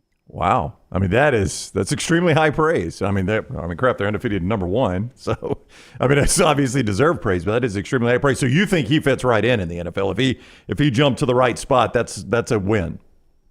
Yeah, I think so. You know, I'm always cautious college coaches going, you know, especially college coaches that may not have an NFL background in any way. I don't know if Dan's been in the NFL. I remember being with Dan and sitting with him when calling Georgia games. And I remember talking about a scheme that they had done versus I forget who it was. And I asked him about it. He had a smile on his face. And we talked football for like 20 minutes, 30 minutes, and him walking out and me going to my play-by-play guy, Bob Wischusen, and I'd be like, and I'm just saying that dude's going to be head coach in 2 years, and he's going to be really good. So I think so. I don't know Dan well enough to say totally, but there's a lot of qualities about him you love. All right, he is Dan Orlovsky. See him throughout the weekend on ESPN, both college football and the NFL. At Dan Orlovsky 7 on Twitter is where you follow him there. Thank you very much for the time, Dan. Have a great weekend. You too. Enjoy the games, guys. All right, buddy. Take care. Orlovsky with us each week, courtesy of MyBookie.ag, code NEXTROUND. When you sign on at MyBookie.ag, you will make your initial deposit to play with. They will double that deposit. You can play with that money right away at MyBookie.ag, code NEXTROUND. Bet anything, anytime, anywhere with MyBookie.ag, code NEXTROUND. Hey, and if you've got some trees on your property that are dead, you need to get them extracted, you can at least get Grays to come out and give you that free estimate. They do everything. I had them out a couple of months ago. They extracted the trees, chopped them up, took them off. Family owned and operated for over 25 years right here in Birmingham. Experts in high-risk tree removals, pruning, soil health treatment to strengthen those trees and plants. Again, just used them a couple of months ago. We've had multiple people up here at the Next Round use them as well. Grays maintains a fleet of specialized cranes and lifts to get the job done right, prevent damage to your home. You've probably seen them rolling around town.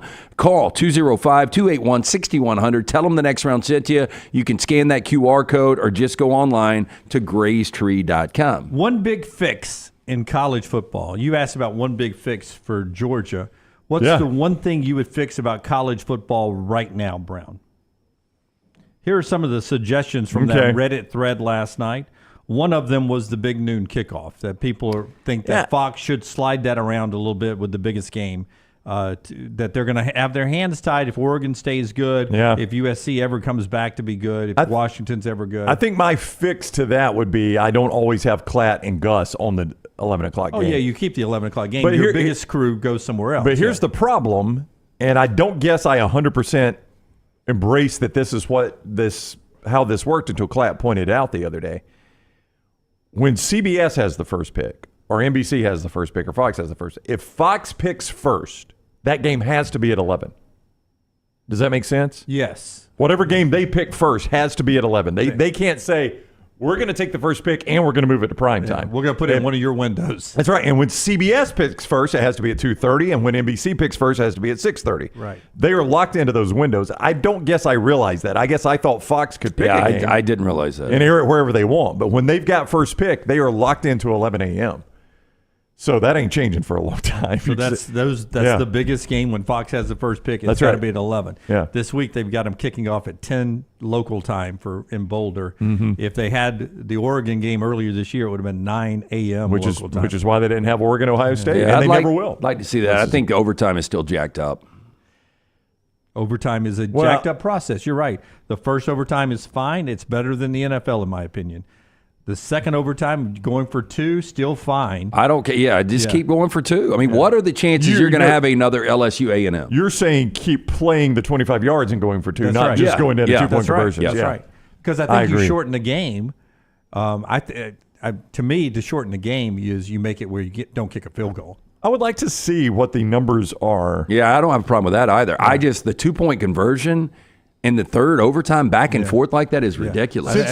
If I was fixing it, Brown, it would be the way we play it right now. You can kick a field goal your first possession, or whatever, you go for 2, whatever. Second time, no field goals and no kicking at all from that point on. It becomes you either got to make it on 4th down, or when you score a touchdown, you got to go for 2. I'm curious. I wonder. I'd love to see somebody do some research on this. Since they've changed this rule to where you go for 2 in the second overtime, I would like to know how much the percentage has increased of teams that get the ball second in the first overtime go for 2. You understand my question there? They can walk it off at that point. Yeah, because I always feel like that's the play. Yeah, like the other teams kick the extra point, you score, and now you're down 1. Just go for 2 right there. You're about to have to go for 2 anyway. At that point, you're saying, next time I got to go for 2 anyway. That's right. Why not just do it right now? Yeah, let's walk it off right now. We got a chance to walk it off. Because I've got my best 2-point play. What BK did to Bama last time we were in Baton Rouge. Yeah, because I've got my best 2-point play. I'm about to have to use it in the next overtime when I score, right? I'm going to use my best 2-point play available. Well, if I've got that good of a 2-point play, let me just use it right now, right? I mean, why go to the next overtime? Now I get the ball first, and I'm at a disadvantage. There's such a huge advantage to me in the college overtime and get the ball second. I know what I got to do. If I go for 2, I can walk it off. You know what I would change. I would change the fumble through the end zone, but that's across all of football. That's not just college. I'm trying to think of something just in the construct of the college game, maybe not rule-wise. I think right now something that's bothering me, Peter Burns brought this up the other day. I don't think you should still be in college athletics and on the college football playoff committee. And I know Ward Manuel's Michigan team's not part of this, but he's still a Big Ten guy. And, the same way if you're in the SEC, if you have SEC ties as an athletic director, I don't think you should still be working in college athletics. And I know they're biased no matter if you're out of the game or whatever. If you're still in the college game, I don't think you should be on this playoff committee. And in fact, I would go ahead and do what Brown has said, and I think we all agree. Let's just do away with the committee. Let's just go back, maybe have one person that can sit there and correct obvious head-to-head wins. Head-to-head wins. That's basically all the committee does. Or pay people that are involved in college football that actually don't have a dog in the fight. Well, I would be just fine if your college football committee was Kirk Herbstreit, Joel Klatt, Josh Pate. Well, I was going to use actual game analysts. No offense to Josh. I trust Josh, but I'm just going to use guys that are at these games that played the game. McElroy, Gary Danielson, Klatt, Herbstreit.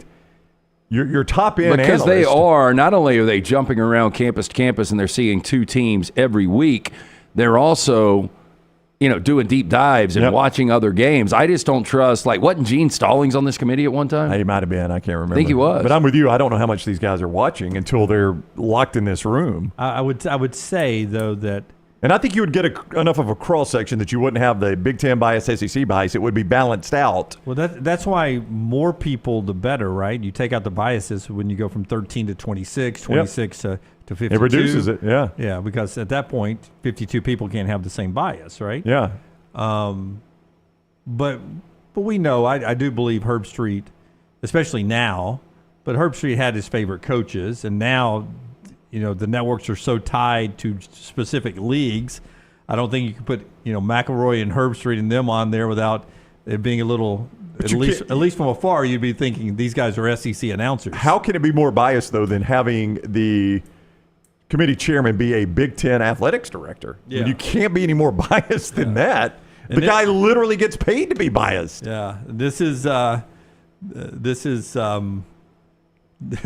I don't know. And it's probably I'm only bringing this up because there's not enough SEC influence on the committee like it has been in the past. Alabama's probably benefited in a few playoff selections along the way because there's been a heavy SEC influence on there. Yeah. And somebody you could even who knew the league. And if you had living former coach, like if Saban were, I would trust Saban's opinion. If Urban Meyer were on the committee, I would trust Urban Meyer's opinion. Yeah, right now, Saban and Urban Meyer would be 2 people who absolutely should be on that committee. Mac Brown's about to retire. If you put Mac Brown on that committee, I would trust his opinion. Yep. I think it's important enough to get this right that those guys would do it. I mean, they're not going to do it for free, but this playoff makes a ton of money. Yeah, plenty of money. Yeah, I think we can pay them. Yeah. Anyway, just some big fixes maybe for college football. One more thing in this segment. Show being brought to you by our friends at Hemp Hill Services. LT, tell us about the great folks at Hemp Hill. Yeah, 205-229-2090. The temperature is going to continue to drop. You heard Dan Orlovsky talk about how cold it is in New York. It will just be a matter of weeks before it hits here. You need to make sure that heating is ready to keep up with this changing weather. Whether it's your home or business, they are ready to serve you. Adam, Chad, Andrew, the guys there, tell them the next round sent you. 205-229-2090 or hemphillservices.com. And also by our friends at Champy's world famous fried chicken on Highway 119 in Alabaster. They got great po' boys as well. But it's the fried chicken plate that really gets you through the door right there. It's brined overnight. It's cooked to order, so it's piping hot and juicy all the way down to the bone. Hand-cut chicken fingers and Mississippi Delta recipe tamales that takes you all the way to game day and your perfect tailgate. Champy's Chicken, Highway 119 in Alabaster, champy'schicken.com. On the NFL Network, the number one song on Billboard's Top 100 for the year of 1982. A, Physical. I think it's B, Centerfold. Yeah, I think Centerfield was 1983. I think Jack and Diane was 84. Oh, it's physical. Why are we asking this question? What's the significance? Because they have fun just goofing off? Yeah, Okay. probably came back to, maybe it was Lawrence Taylor's first year in the league. I think it probably has to do tonight with the Commanders and Eagles. Good. Probably the last time Washington and Philadelphia played each other as number one in their division or something. So Maybe that's so. how they do it. But physical was the answer. Good call, LT. Yep. 1982. I thought Jay Giles Centerfold maybe never made it to number one. I thought it was the he same did make year. it number one, but I think it was 83. You like that song, Centerfold? I did when I was a kid. Yeah, I mean, it was kind of catchy then. I've listened to it now and just don't really care for it. Yeah, it was good watching the high school girls sing it back in the day. Yeah, Freeze Frame probably better. Freeze frame. I didn't like Freeze Frame so much. Jay Giles band, never saw him in person. I mean, that was her too, though, right? Yeah. Yep. Auburn's number one in Ken Pom in basketball. Can you make a case that Auburn is the best basketball team in the country, could be the best basketball team in the country? Having watched them now against that Houston win, which may be the best win so far?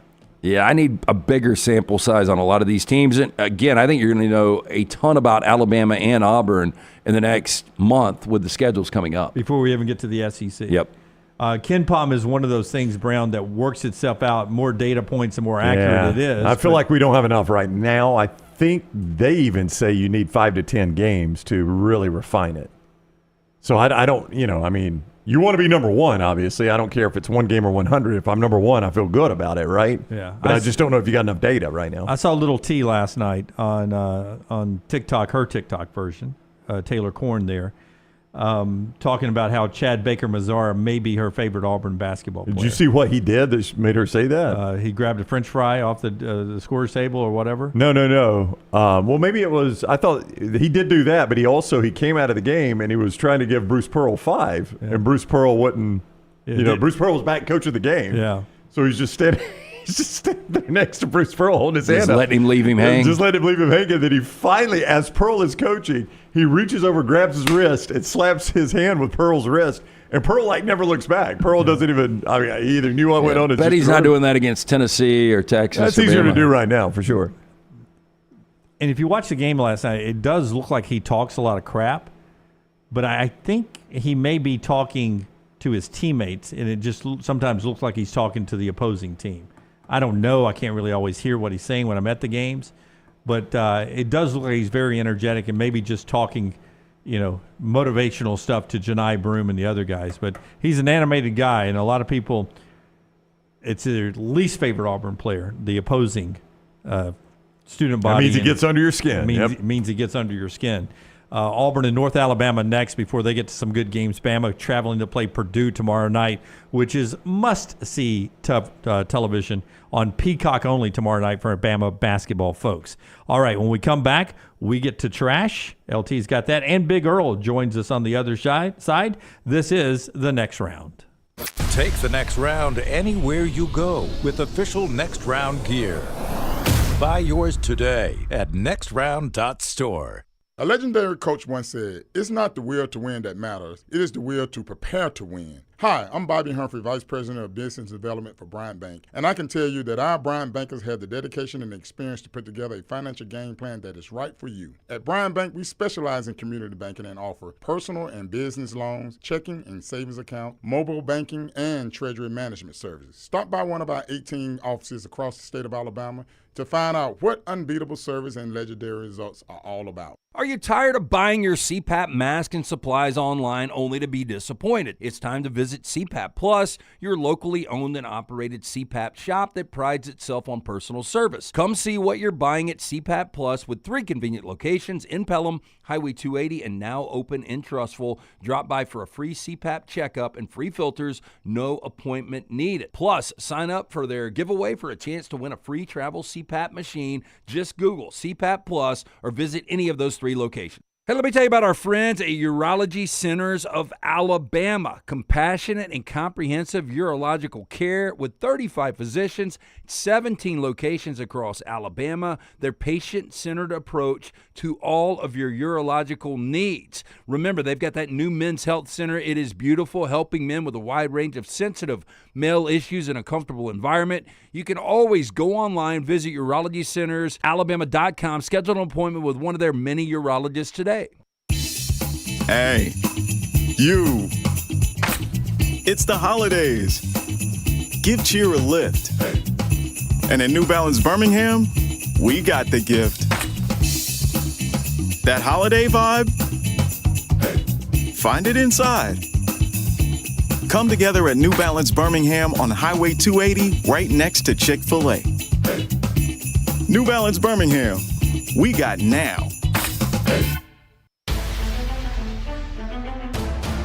Hey, this is Matt Roth, the franchisee of Walk On Sports Bistro in Birmingham.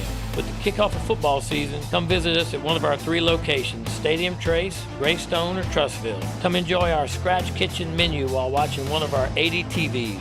Whether you're looking for a pre- or post-game celebration, game day, or date night, we've got you covered. It's all about the win at Walk On Sports Bistro. Walk On, where everybody needs a little playing time.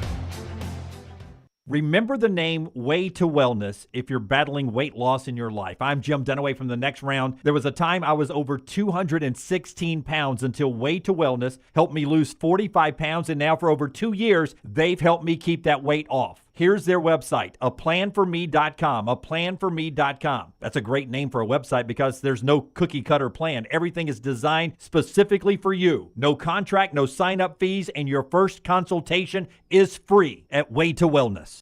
Follow Next Round Live on Twitter, Instagram, Facebook, and YouTube. The social media team at Next Round Live is dedicated to giving you daily news conferences and practice video from UAB, Alabama, Auburn, and around college football. Follow and compare to the sites you used to visit. You'll also get the latest highlights and news from the Next Round Daily Show. Turn on the notifications so you don't miss a thing. Next Round Live on Twitter, Instagram, Facebook, and YouTube. See more at nextroundlive.com. If renting is putting a dent in your bank account, here's your sign from the universe that it's time to buy a new home. And who better to help you through the ins and outs of home buying than our friends at Mortgage Right. With Mortgage Right, you don't have to worry about becoming a short notice mortgage expert because they do all the heavy lifting for you. They're trusted mortgage professionals, and they'll help you choose the right mortgage option and stand by your side every step of the way. Visit mortgageright.com/TNR to buy before renting runs you dry. That's mortgageright.com/TNR. NMLS 2239, Equal Housing Lender.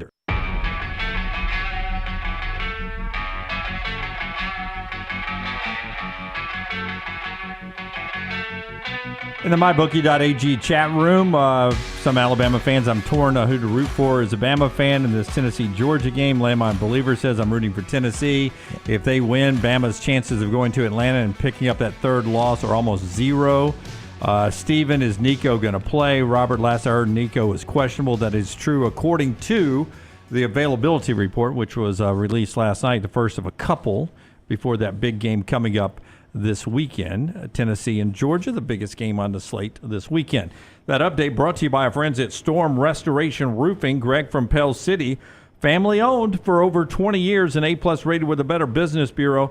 Let the Nelson family take care of you. Andrea and Greg are they're the couple that's at the top of that family tree, right? That has that great company and the great customer service.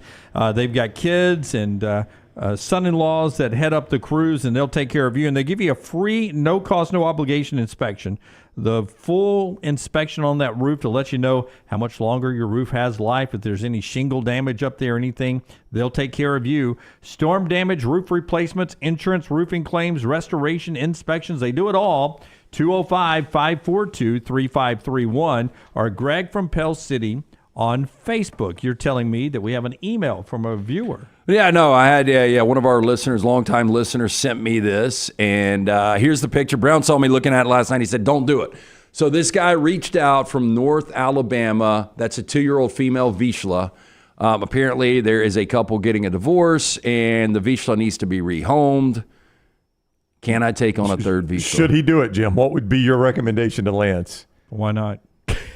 Will you even notice? I have been told that by Maddie that she will not be coming back to Birmingham if there is a third Vizsla. Would you pick a Vizsla over Maddie, Jim? She did not agree to one Vizsla, much less a second. Now a third's in the equation. Mm-hmm. I do feel like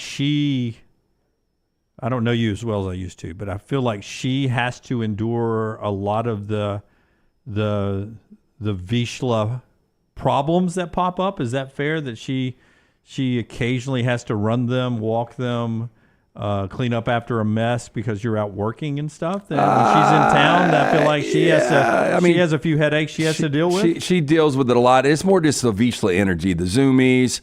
But, this might be a thing. We could reach out to our friend Stephen Pearl. I know they were looking at getting a second one.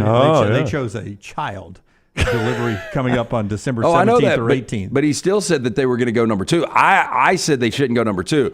But if somebody out there is looking, if they don't have a dog right now and they like a high energetic dog that they can actually take out, run, and make sure that the dog is really worked, Vizsla, they're incredible dogs. I'm trying to remember my conversation at Toomer's on their tip-off party where I said hi to Stephen and his wife. I felt like the way I remember it, that second dog is off the table. Yeah, we went kid instead of dog, basically. That's smart. Yeah. Again, the second one, I got kind of that one got thrown to me. It's out in the wild. It's got nowhere to go. Can you please house it for a couple of days? And you know how that works out. Yeah. Keith is trying to bait you in, LT. Who wears the pants in your house? I don't want 3. I don't. That's a beautiful dog, though. Yeah, beautiful dog. That is pretty dog. Somebody will make it a good home, Lance. Yeah. All right. Let's do trash. Spin that wheel, and we'll see which one Tyler comes up with today for a trash open. Which one is it today, Tyler? Tell me about the whistles. The whistles got woo. When you want to woo, it's that woo woo. You know what I'm saying? LT's Trash is presented by Mortgage Right. Mortgages done the right way. I love See You Above. Doesn't want to deal with it after I die. So it's a 2-year-old dog. They usually last about 12.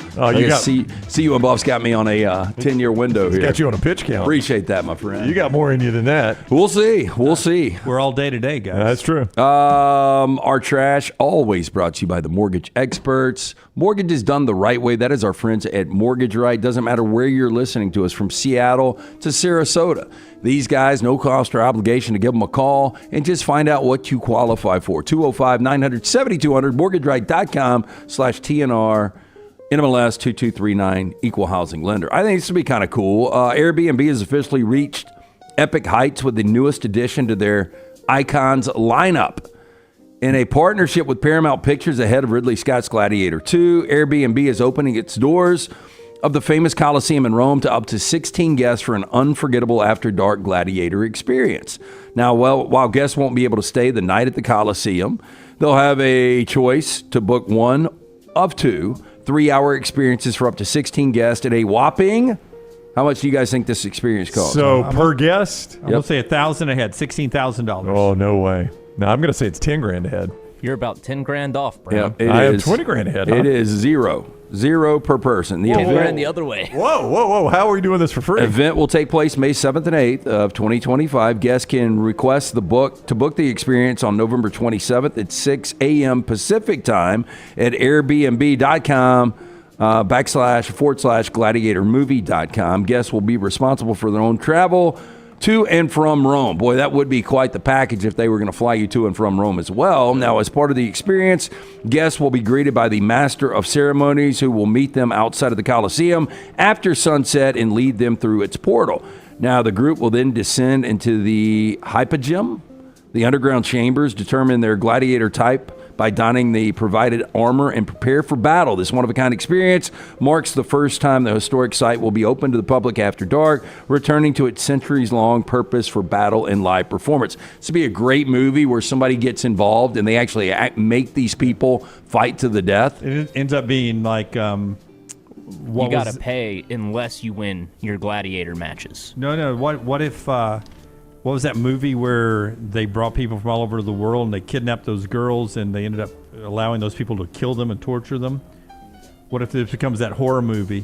I don't know. What was it? Tim says it's Hostel. Hostel. And that would be a good description for Hostel. So all of a sudden this turns into a horror movie. You get there and then one of the gladiators is really out to kill everybody and boom, boom, boom. The doors are locked and this ends up happening. Ball and chain to the face. It gets real quickly. Would you guess Roman Coliseum bigger or smaller than you think? I've been told, I've had friends go to Italy the last 3 years, and they are blown away by it. It's going to be smaller than Brian you could put a football field in there. You fit a couple of ships in there. Yeah, I mean, it's going to be smaller than Bryant Denny and Jordan Hare, but I think it's going to be, I'm going to picture it being like a straight-up protective stadium. I mean, I would think it's 50,000. You think you could get a football field in? No, not down on the surface. On the surface, it'd be more like the hockey basketball multi-purpose It'll size. be more than the basketball. Boy, not as big as a football. It has a capacity of 50,000 to 80,000 spectators. Yeah, I think you could actually get it down there. I don't Look, think I know there was some football field CGI and Gladiator. I think but that first one, there was a lot going on. I think Brown is talking about just the size of it all. I picture it fitting on a city block like Fenway Park. Okay. All right. I don't think you get a football field on the surface. I don't think we could play a game. I don't think in so there. either. Not a regulation field. But I think you can get 80 yards. We'd have to kick field goals at the other end. I'll go quickly on this story, but Florida musician T-Pain has got keys to the city of Tallahassee now. How about that? Tallahassee Mayor John Daly awarded T-Pain, whose stage name is derived from the phrase Tallahassee Pain, with both the keys to the city, and submitted the musician status as one of the city's favorite songs with a street dedication. T-Pain Lane is really good. I like that. That was Flo Rida. Yeah, that was Flo Rida. T-Pain is going to buy you a drink. I was thinking about Florida State, Tallahassee. Okay, gotcha. Good save. Sticky. Is that T-Pain? No. I don't know what that is. Sticky. It's Glorilla. Top 40 right now. 4 people in Southern California arrested and accused of insurance fraud after they claimed their cars were trashed by a bear, which was actually someone in a bear costume. Now, the so-called bear was claimed to have entered and damaged a 2010 Rolls-Royce Ghost on January 8th while it was parked at Lake Arrowhead, northeast of Los Angeles. Video was submitted to the insurance company that alleged to show the animal entering the car. Upon further scrutiny of the video, the investigation determined the bear was actually a person in a bear costume. Now, the group also submitted claims for damage to 2 other cars, 2015 Mercedes AMG, a 2022 Mercedes E350, again with the video and again with someone in a bear suit. There were 4 different people arrested on charges of insurance fraud and conspiracy. The scam cost insurance companies over $141,000. Video of the alleged damage showed what appeared to be minor groove marks on seats in the interior that were intended to pass for claw marks. You know what the claw things are? That's what you use to shred like a pork butt or something like that. Yeah, Boston butt. Yeah, the old meat claws. That is pretty funny. So they dress up as a bear to destroy the car to collect the insurance. Pretty much, yeah, that's it. Yeah. It's good We've thinking. got a sculpture bought for just $6 and used as a doorstep could sell for more than $3.2 million after a Scottish court gave the green light for its sale. Now, it has taken years to decide the fate of the Bourchardin bust, which was made by French sculptor Edme Bourchardin in the early 18th century. Now, however, after local government that owns the bust sought approval from the Scottish Highlands court to sell it, no objections were made. When the case was heard on Thursday, spokeswoman told CNN. Now, the town council acquired this sculpture, which survived the 19th century castle fire in 1930. They said, quote, the guy that got it was the founder of Invergordon, However, it was never put on display and instead misplaced. In 1998, the bus was found being used to keep open a shed door on an industrial park. Ernie, use that thing just to leave a shed open. Little Greg McElroy and Mike Shula there in the face. Well, 2 times Mike Shula today. No, it's a reference back to earlier in the show when you were calling Cole Kublik and Mike Shula. I was just giving the other side a flip of the coin. Now, in May, a report on the proposed sale said a private overseas buyer had contacted an auction house to put forward an offer of more than $3.2 million. I would have gone a little low considering they only paid $60 for it and they were using it as doorstop, right? Yeah. It feels like you went ceiling price right out of the If you're chute. going 3.2, I'm like, well, now I got to Google and find out what this thing's really worth. No, I wouldn't. I'd be just like, okay, I'll take it. Yes. Yeah, I We're paid done. 60. You're giving me 3.2, and no questions asked. We're done. Can we go ahead and get that wired to me real quick? That is trash. Brought to you by the mortgage experts. Whether you're looking for your first home or final home, they are there for you. Again, no cost or obligation. Just to make a phone call and inquire about your best situation. 205-900-7200 or mortgageright.com/TNR. All right, Big Earl is calling us or Zooming us? No, it's going to be on the phone. Tyler's about to give me a yell. He's about to call him up. We'll talk to Big Earl here. Coming to the Comedy Club, Stardome. Can't wait for that happening. Hey, by the way, congratulations to Seth McLaughlin, former Alabama center, now Ohio State. He says yes to the Senior Bowl. So too does James Burnup, who's fantastic punter for Alabama, and Tez Johnson, the Oregon wide receiver, who, by the way, if you forget, Pinson Valley High School star Tez Johnson. How many bad snaps has McLaughlin had this year, I wonder? I haven't seen any. I know.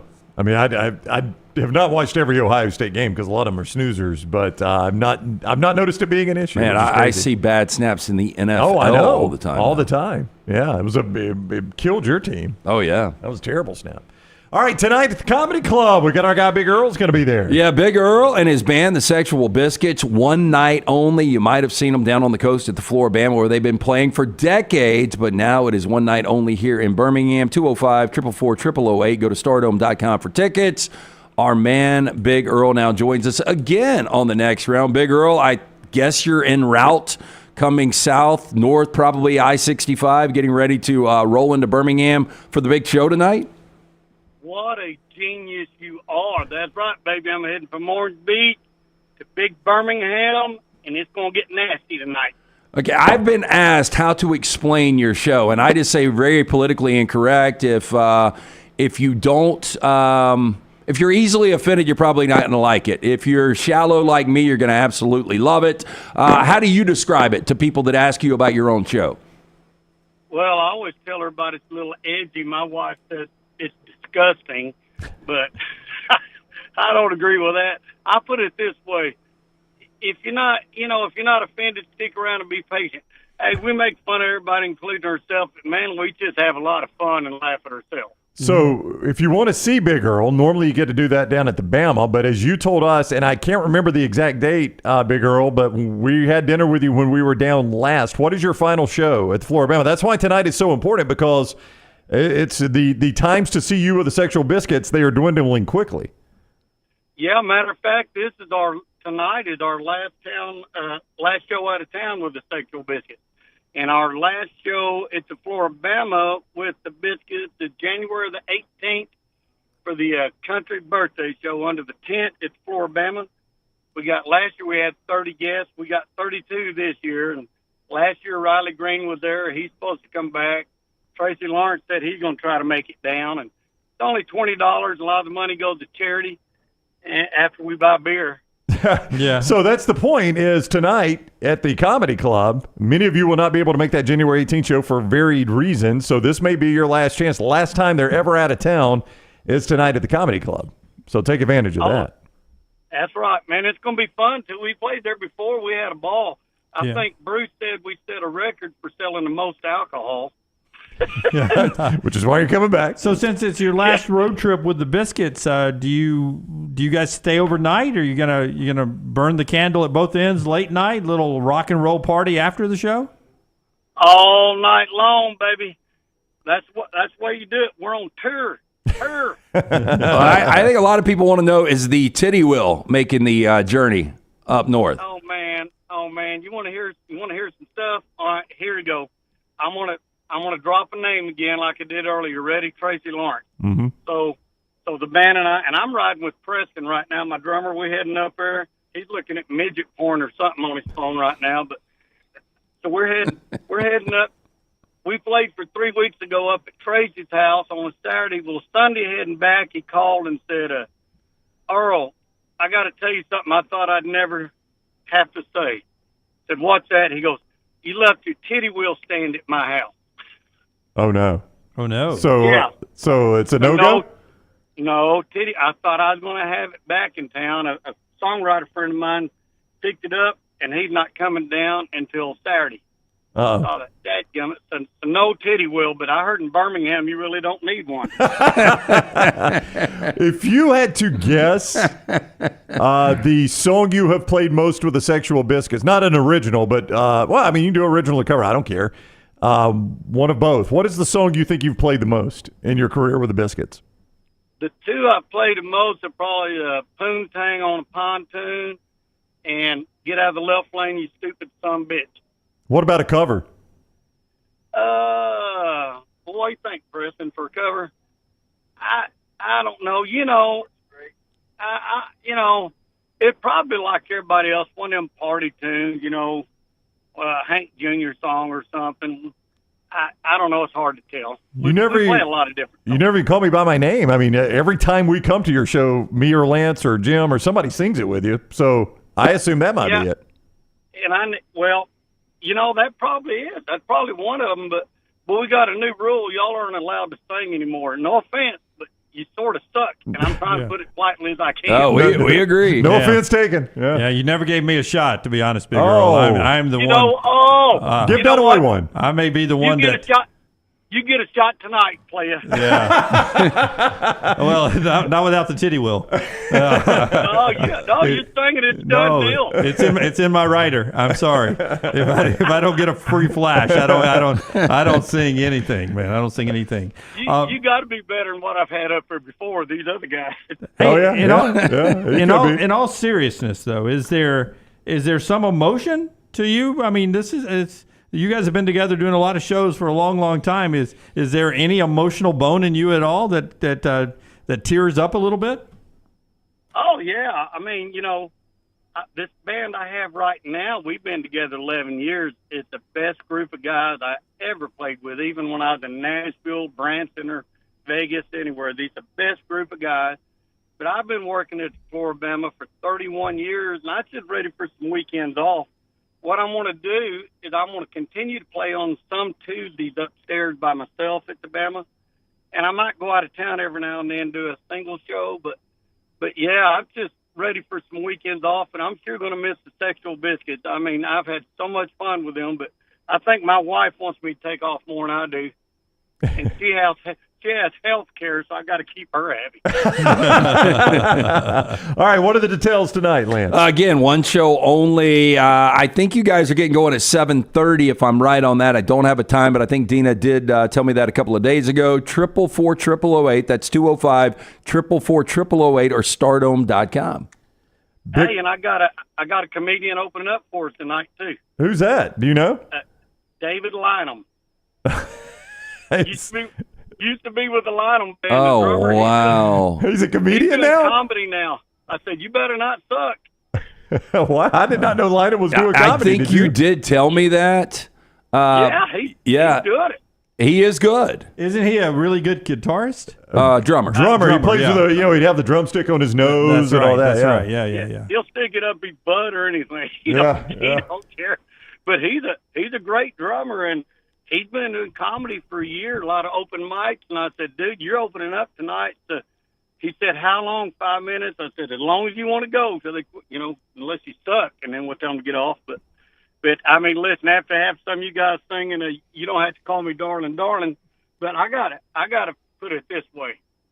I think the only reason why y'all didn't get booed is because we sell bushwhackers at the Floribama. Get them good and drunk. They like anything they hear at that point. Big Earl, be careful, buddy. It's always good to talk to you. We'll see you down there in a few weeks.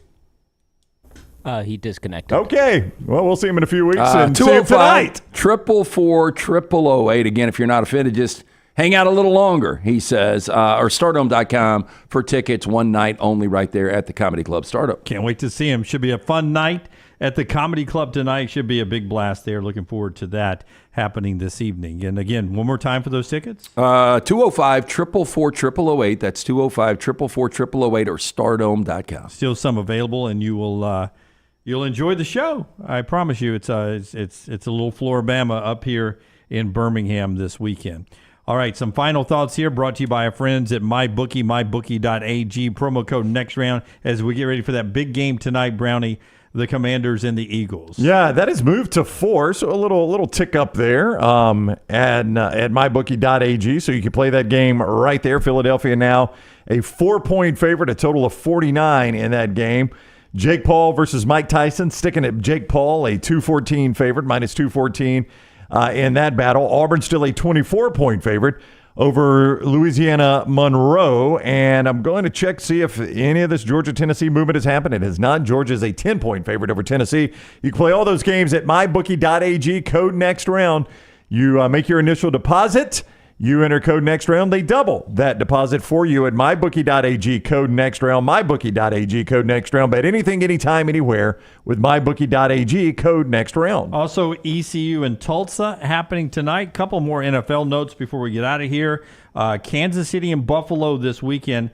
Isaiah Pacheco returning for the Chiefs. That's big. Buffalo's struggled to stop the run. You know, I saw Miami, who has struggled to run the ball a lot this year, run for 150-ish yards on Buffalo. That's been an issue for them, stopping the run. Chiefs now 15 consecutive wins going back to last year in the postseason, and Pacheco has not played since week 2, so this is a nice get for a team that's really been winning with defense. Yeah, Chiefs getting healthy at 9-0. And listen, I remember we laughed at this guy when it happened, but now he's the one that's laughing. I'll leave you with this. Russell Okung's contract a few years ago with the Panthers, including half of it in Bitcoin, $6.5 million in Bitcoin. He has taken a victory lap this week since the election. That contract, part of the contract of the $6.5 million that the Panthers gave him in Bitcoin, now valued today at $20 million. Good return on investment. He said, you guys laughed at me when I signed half my contract in Bitcoin. Well, I did. Guess what? I haven't spent that Bitcoin, $20 million. Can he find it? Gamble one. Yeah. Gamble one for him. There were other NFL guys who did that kind of contract, too. I think Odell Beckham. No, he did. He went in the negative, though. Win some, lose some, Lance. Connor O'Gara and Matt Mosley join Lance on the other side of a quick timeout at the top of the hour as he does a special edition of Unlocked Live. So stick around. Until next time, God bless you and God bless America.